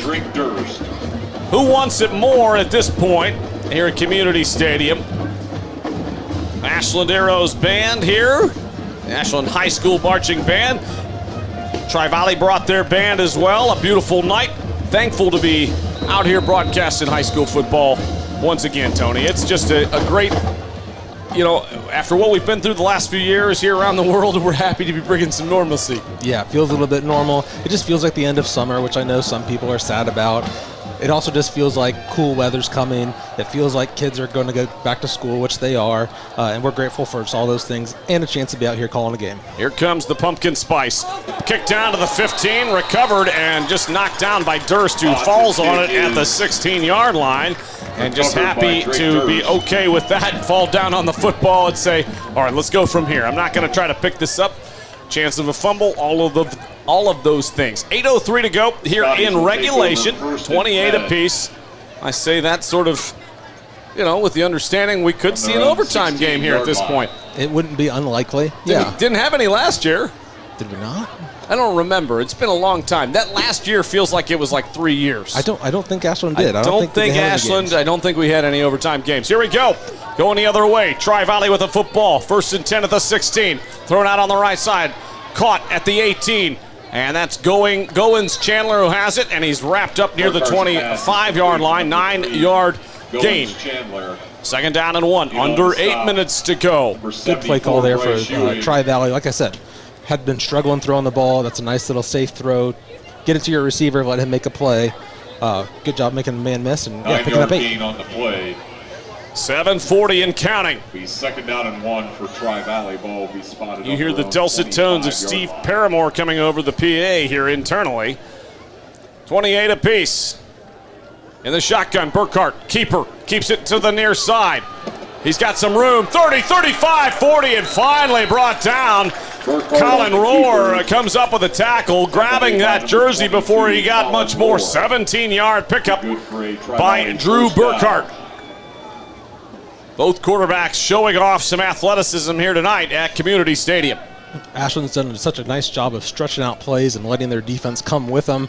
That time, that wave didn't come. And again, maybe you're just getting a little bit tired. Maybe once your initial battle is on that line, you're not flying to the football. So Ashland needs to continue to dig deep and continue to fly to the football and gang tackle, bringing people down together as a unit. Trips right, single to the near side, throws it out on the right side, caught by Goins Chandler. He's out to the 45 and runs out of bounds at the 47-yard line. Flag, they're going to throw on a late hit. And the Arrows with an unfortunate 15-yard penalty going to get tacked on to the end of this catch and run. And that's going to go 15 yards. Take a look. I think Colin Rohr was the guilty party. Yeah, and that's a hard one because the tackle starts inbounds and you're actually sliding, but you don't get actually down until you're out of bounds. So good call by the officials, just unfortunate that the play had to happen. Might have went a little low near the knees as well, which might have played into that. 7-11 remaining here in the fourth quarter. And that will put the football at the 38-yard line. Oh, just like that, Tri-Valley on the move. A lot of time left in this ball game. You still got to think the Arrows are going to have at least one, probably two possessions left. Burkhardt in the shotgun. Sidecar to his right, trips to the right. Single receiver near side. It's a keeper. 35 and wrapped up at the 32-yard line. On the keeper. A couple of different Arrows in on the tackle. Made by Brian Haase. Brian Haase in there, and so was Demarion Dennison. 6-yard gain on under 7 minutes in counting. Second down and 4 at the 32.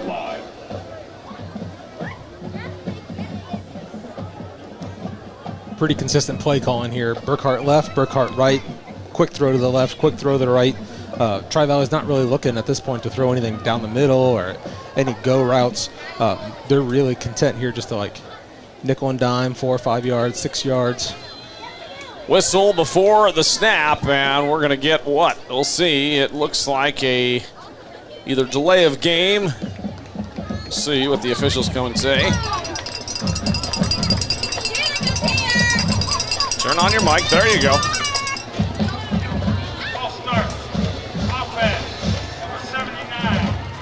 False start on Aaron Fruit, the junior left tackle. So going 5 yards the opposite direction helps the Arrows. Second down and 9. Now from the 37-yard line.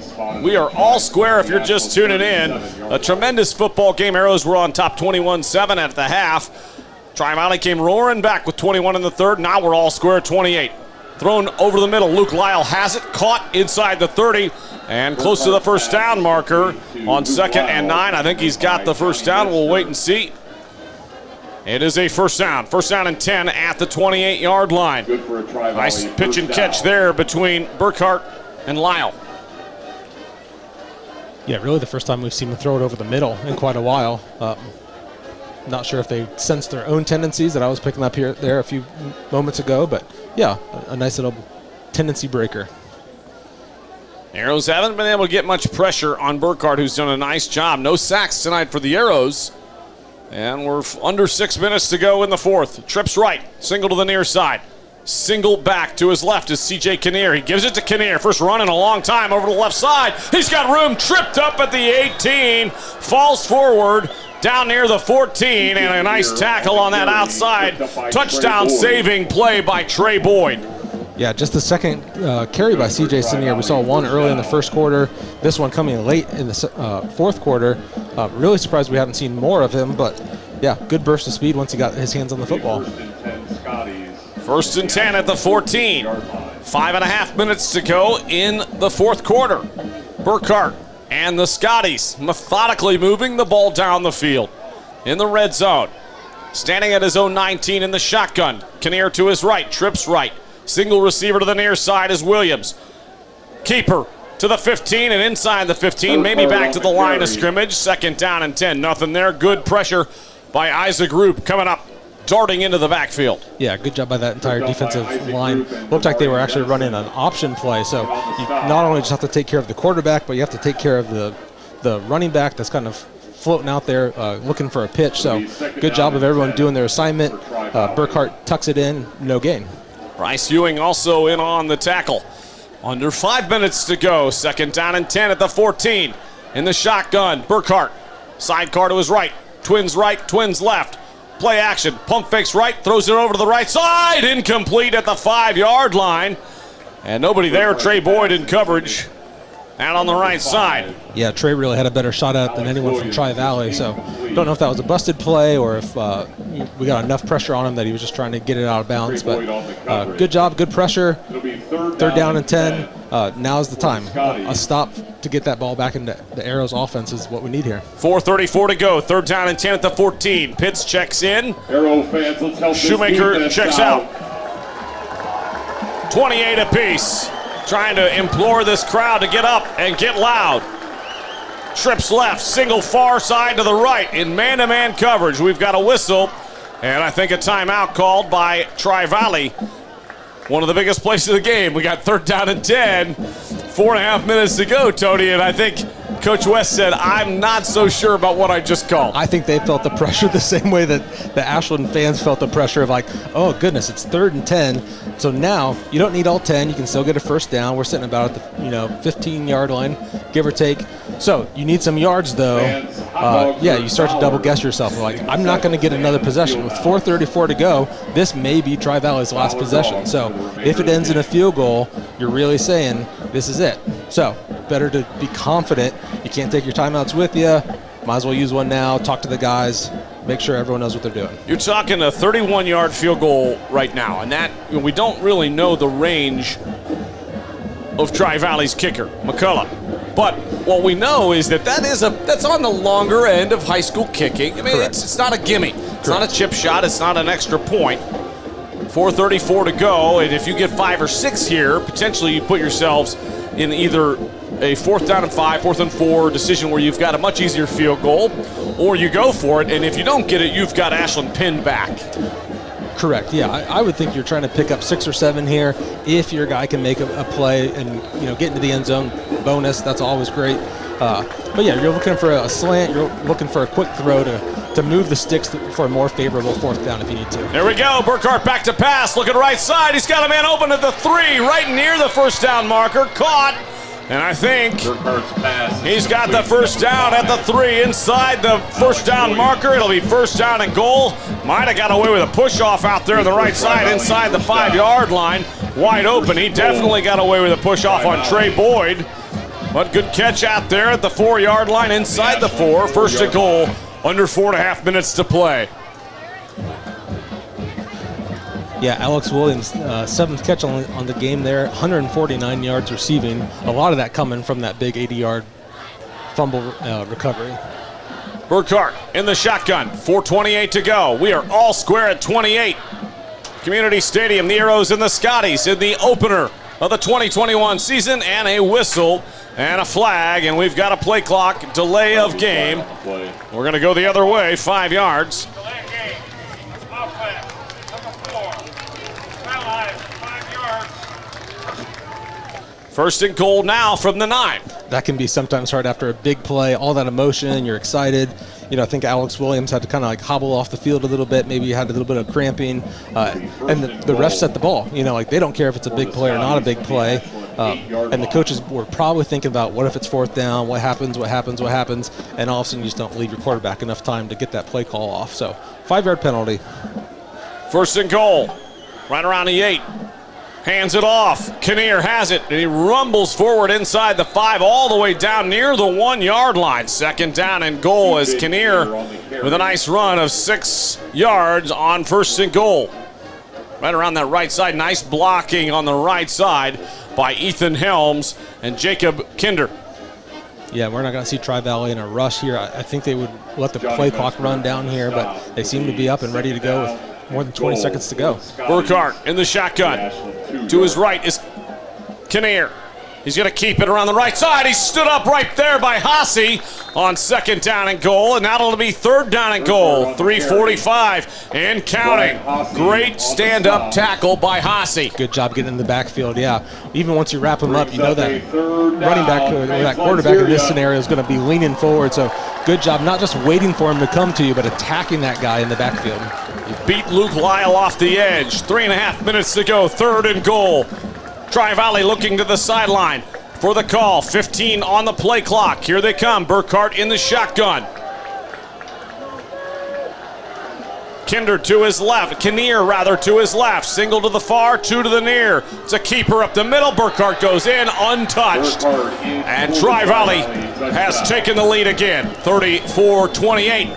3:09 to go. A pivotal extra point coming up here from McCullough and the Scotties as Coach Cam West comes in and tries to lay it to the Arrows in opening night. The Arrows with plenty of time, couple of timeouts remaining. Big extra point coming. On for the PAT.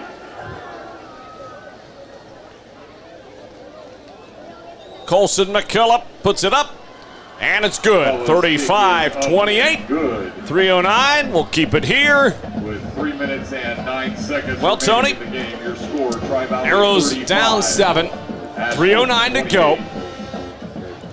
You've got probably just one more shot at it. Oh, yeah, this is it. I think you got 3:09 to go, whatever you need to go. 80 yards, we'll call it. You know, whatever the kickoff team's going to give you. There's also a nice mental shift, though, of like, you know you're going to go for it on 4th down, so now you don't have 3 tries to get 10 yards. You got 4 tries. The offensive line has given up a little bit of pressure. You got 2 timeouts left on the board, so the nice thing is you know the outcome you need. So it's not a question of, like, is this enough and how much time? It's like you've got to get in the end zone with less than 3 minutes and 9 seconds. I think we'll see the Arrows tie it up here before we see the end of regulation. Arrows in the opener against Tri-Valley in a tough one, 35-28. Tri-Valley coming off a good year, well coached, well disciplined. One of the things we saw in warm-ups, and we thought this is going to be a disciplined team, and we've seen that tonight from Tri-Valley. Yeah, you can just tell sometimes when teams are warming up, sometimes they come out and they're loose and they're unorganized, and even though they're a unit and they're doing jumping jacks together, there's one thing for them to be tight and crisp and focused, and these Tri-Valley Scotties clearly were, and we see that in their play as well. The Arrows also very disciplined and well coached. We're very impressed with what we saw this week at practice. Coach Cedar had dealt with some health problems this summer and talked about how much his coaching staff has really stepped up, including Coach Stackhouse, Coach Cox, Coach Beer, Coach Fuller, Coach Sauter, a long list of guys that have done a tremendous job. Here we go. It's Tri-Valley kicking it away to the Arrows for potentially their last shot at tying it up. The kick is away. Johnson looking at it, and he is going to let it go out of bounds at the 14. And a big mistake by Tri-Valley. Smart decision by Colton Johnson. Yeah, he knew exactly what to do. Maybe that was years of playing Madden.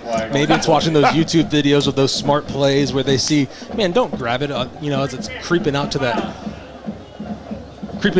out of bounds. He knows that if it goes out at the 12-yard line, they're going to walk it all the way out to the 35. Now you don't have 80 yards to go. You got 65 yards to go. If nothing else, you're away from that end zone. And well, the Arrows are opting to have them re-kick. Interesting decision by Coach Cedar. You could take it at the 35, or you can have them re-kick it. They're going to move back and kick it again. Yeah. I guess, again, confidence in your guys, right? I like it. I kind of like, if I had the choice to give it to Colton Johnson and let him get a full head of speed, I'm kind of okay with that. Well, we saw that the last week of the season against Worcester last year with a long touchdown run on a kick return by Colton Johnson. The Arrows with multiple threats back there. It's Hasse and Johnson who are deep, along with Austin Downing, who's the up man. Here comes McCullough to kick it away. Going right to left. 3:09 to go in the ball game. 35-28. Tri-Valley, the Scotties on top here at Community Stadium over your Arrows with an opportunity here coming up. Actually, it's Bo Priest kicking it off, not McCullough. So Bo Priest gonna boot it away from his own 35 after the penalty. Kicks it away. Here comes. Grabbed, and the ball kicks away from Hasse. He gets it at the 15, and he's wrapped up at the 16-yard line. Sometimes the gamble pays off, and sometimes it doesn't, but that's okay. Yeah, you put it out of your mind, right? It's still 3 minutes and 5 seconds to go. You still know what you need. It doesn't matter. You can't undo it. You can't change your mind. Offense goes out there. They know what they need to do. First down and 10. Either way, you got to put up 6, and then an extra point. 3:05 to go. Down 7. McFrederick with an opportunity to put himself into Arrows lore. Down 7. Yeah, Landon struggled a little bit here of late throwing, but has done well running the ball. So I think Coach is going to dial up a couple of safe throws, get the chains moving. Hand off. Up the middle to the 23. I think it was Maffett who got it and ran up the middle. Ashton Maffett on the carry. It is Ashton Maffett on the carry, the senior. 7-yard gain. Picks up 7. Nice pickup on first down. Second down and 3. 2:45 and counting. Luke Hill on the tackle. I like the play call. You just got to keep one eye on the clock because that play is going to eat up about 25 or 30 seconds by the time you run the play and set the ball. McFrederick over to Maffitt. Caught at the 30. Gets forward to the 33, maybe the 34. First down. Couple of big plays here by the senior Ashton Maffitt. First down and 10. 2.5 minutes and counting. McFrederick in the shotgun. Spots to his right. Trips to the left. Single receiver to the near side is Metzger. Spots is now in the slot. McFrederick takes the shotgun snap. He's got some time. He's going to roll out left. He's pressured. He's in trouble. Now he gets away. Now he's in trouble again. He's got room. 30, 35, 40. Spins and gets out to the 44, maybe the 45. First down, Arrows. Good job by McFrederick. Dodging one guy, dodging another guy. We said it, we joked about college Johnny. I think we saw him one more time. Pick up a 12. What he's going to have to learn is boot out and just throw one away. But his determination to keep that play alive resulted in a first down. First down and 10, ball at the 45 in the Arrows' own territory. Under 2 minutes to go. Spots in motion. He gets the carry. Hand off, and he rumbles forward for about 3 yards. Second down and 7. Clock approaching 1:45, and Coach Cedar says, I'm going to use one of my timeouts right here, and I think that was a wise move. Yeah, and the guys have practiced this. We saw this on Tuesday. They did some individual drills. Everyone was kind of like getting warmed up, getting their feet under them, and they went right into a 2-minute drill. They brought the ball out of the 40-yard line, told their starting offense, hey, 2-minute drill, we got to score. They did it in under a minute. Again, not against starting Scotties, but pausing the ball around that 2-minute point says, hey, we've done this before. We did it this week. We did it the week before. We've done it all through July, through practice. This isn't new. You know the play calls I'm going to be dialing up. You know how to check your wristbands. Take a breath. Let's go get a touchdown. McFrederick and company send themselves back out onto the field with the call, and with 1 timeout remaining. Tri-Valley with 2 timeouts. 1:48 to go in the fourth quarter. Arrows down 35-28. Brandon Wells, Tony Van Dyne here bringing you all the action. Daniel Dunbar back at the station. Spinning all the dials and knobs, and our friends at OH Report here as well. Happy to have them on board. 1:48 to go. In the shotgun, McFrederick trips left. Twins to the near side. Arrows crowd starting to get into it. Shotgun snap, it's a good one. Looks over towards the middle, caught by Colton Johnson. He rumbles forward, down to about the 44-yard line. First down, Arrows. Hansel Holmes on the stop. Yeah, nice throw over the middle. The clock is going to become a factor, though. Arrow, first down. Johnson cramping, trying to get himself up off the field. And we've got an official's timeout on that. Johnson will have to exit the game. Courtney Turner from UH goes out and says, hey, I'm going to work on him. I'm going to fix him. Get him out. They're going to have to get somebody ready to go. Now, I don't know if they charge the Arrows a timeout. I'm not sure of the high school rule. I should know that, Tony. I don't know the rule there either. I don't think so at this level. I don't think so either. But you could see the frustration on Colton's face just in the reaction. Like, he wants to be out there. He knows that if it's going to come down to 6 or 7 plays, he doesn't want to have to take 1 play off. He pops up there after getting a little bit of water, stretching it out, but he will have to step off for at least 1 play before going back on. The Arrows now inside Scotty's territory at the 44-yard line, and they are 44 yards from being 1 point down with 1:42 to go. What a ball game here tonight. The Arrows and the Scotties. An opening night here on iHeartRadio. And the OH Report. Clock running. McFrederick in the shotgun. Spots, comes near side. McFrederick fumbles the snap. Ball's loose. Tri-Valley has it. Oh, no. Luke Hill comes up with the loose ball, and the Arrows are in big trouble now. Tri-Valley. Yeah, missed the snap. Kind of like regain control. He's going to learn from it. You know, he's going to learn from it that the best thing to do is just to cover it, not try to make something happen. But McFrederick picked it up, tried to get a couple of yards, popped out again, a couple of offensive linemen fighting for it. Tri-Valley popped out on the other side.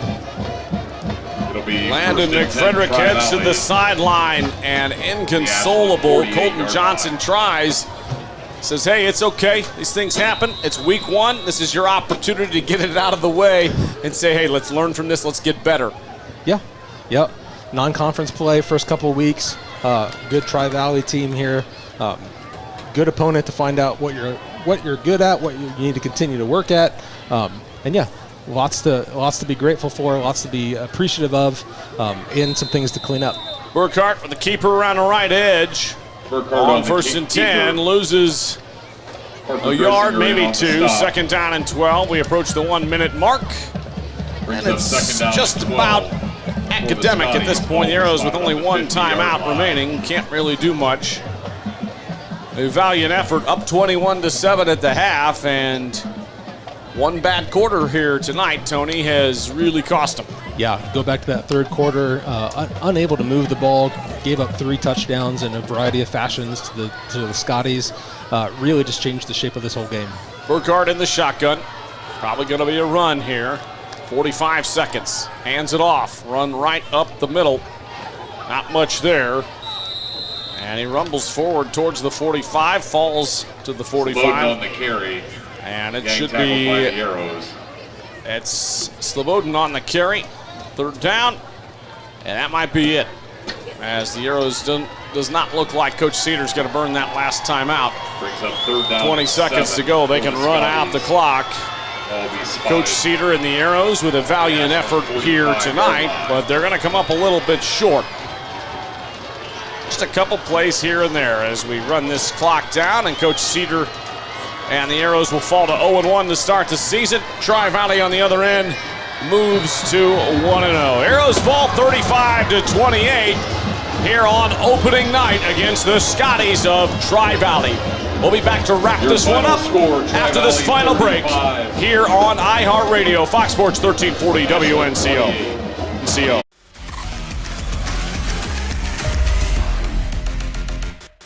Instead of paying for some big-name spokesperson, Kasasa Checking gives that money back to you in cash rewards. In fact, you just bought me this cup of coffee. See how that works? Amazing! Free checking, cash rewards. Take back banking with Kasasa. Frito Lay Variety Packs presents totally unrealistic, never gonna happen in a million years mom fantasies. Mother, thank you for planning such an enriching camping trip for us. Please accept this as a token of our appreciation. Now let us sing to you. This'll never happen, but this might. There's like no reception. I'm not cheering, Ted. Ew, bugs! Dibs on the Fritos. Frito Lay Variety Packs, packed with possibilities.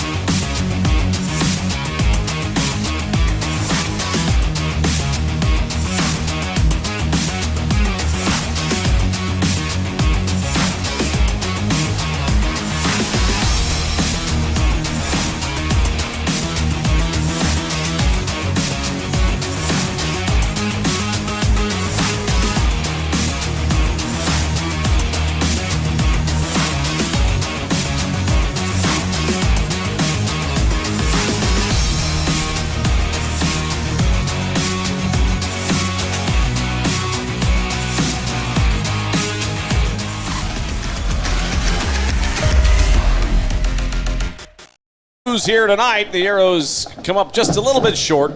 And Tony, we talked about the Arrows we weren't sure what to expect here tonight. Coach Cedar wasn't sure what to expect tonight, coming off losing a lot of guys. Overall, although there's no moral victories, there's none of that everybody gets a trophy crap. But there is the fact that the Arrows played pretty well for the most part here tonight and have some things to build on going into next week at Clyde. Absolutely, yeah. Like when you start the season and you've just been practicing, with one another, and you had a scrimmage, but you don't really know what your guys are going to do under the lights. They have some game film now, and they know, hey, when things get tough, we know who's going to step up. We know who performed well. They're going to find out lots of little mistakes, lots of things that they probably wish they would have coached a little bit more. But yeah, overall, a good game, a good barometer check, and they get a chance to go back to the drawing board on Monday. I guarantee Coach Cedar and Coach Stackhouse, Coach Fuller, Coach Cox, Coach Beer, all those guys are going to look at film tonight and go, man, what could I have done just a little differently? What could I have maybe done or said? Or I mean, that's what happens with these guys, and you take it so personally when you lose, and every loss is life and death. But what we saw tonight was an Arrows team that put up 28 points in the opener against a team that was pretty good. Let's be honest. This Tri-Valley squad, a good football team, tough, physical. The Arrows' offensive line, I thought, for the most part, and defensive line, which were the question marks coming into tonight, played better than I expected. Yeah, whenever you hear we're not sure what to expect, my mind went to the worst. I'm like, oh, goodness, we're going to look for a pretty rough opener. And they held up, probably didn't run the ball as aggressively as they wanted to, but held Tri-Valley just a couple of sacks. Didn't get the pressure that they wanted to, but secondary played well, able to get a couple of turnovers from Tri-Valley. So yeah, overall, we have some answers. We have a few more questions, and we get to, again, just reset and do it again. Landon McFrederick's debut really as the starting quarterback for the Arrows tonight. Your thoughts on him? Yeah, good. He handed 20 for 35, a couple touchdowns, a couple of interceptions, ran the ball 17 times for 53 yards. Unfortunately, had the fumble that, didn't cost him the game, but ended the game. He will say it cost him the game. Yeah, it was just like the timing of it is when it happened. But overall, I think you have a quarterback that you can say he's our starter. He's going to make some good throws. Didn't see any deep throws. I really expected him to kind of like put the air under a couple of balls and let Metzger go get it or let Spots go and get it. But doing a good job of hitting middle routes, hitting out routes, hitting quick throws. So, last thing I'll ask you before we send it home for the night, Tony. Going into next week at Clyde, a good football program traditionally. We'll see what they have this year.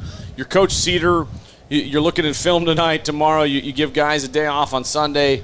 What are you telling them at film tomorrow or Monday morning at practice? What's the word if you're Coach Cedar, you're Coach Stackhouse, you're these guys, what's the word to the team? The word's improve. Whatever you did or didn't do, get better. So it's one step better. You can't go back and you can't change it. You can't go back and say, well, if only we had so-and-so not hurt and if so-and-so wasn't suspended. Doesn't matter. The reality is, hey, you made some great plays. You missed a few plays. You dropped a ball that you can catch 9 times out of 10. Hey, next time, just catch it. Be one bit better next time, and by the end of the season, you'll be going full bore. Well, there you have it from our man, Tony Van Dyne. I'd like to thank Daniel Dunbar back at the station. I'll thank Aaron Hines for the interviews with Coach Stupka and Coach Mahaney. And we're just thankful to be out here giving you high school football. Friday night next week, 6:30 pregame, 7 o'clock kickoff. I got it right this time, Tony. Kickoff, not tip-off. I did a bunch of basketball games last year, so that was the last game I broadcast, all right? We're thankful to be bringing you high school football. We're thankful for our sponsors, Firelands Co-op, for presenting this season here as our presenting sponsor. We're just going to thank our friends at OH.REPORT as well. And for Tony and Daniel, I'm Brandon Wells saying, God bless, good night, go Arrows!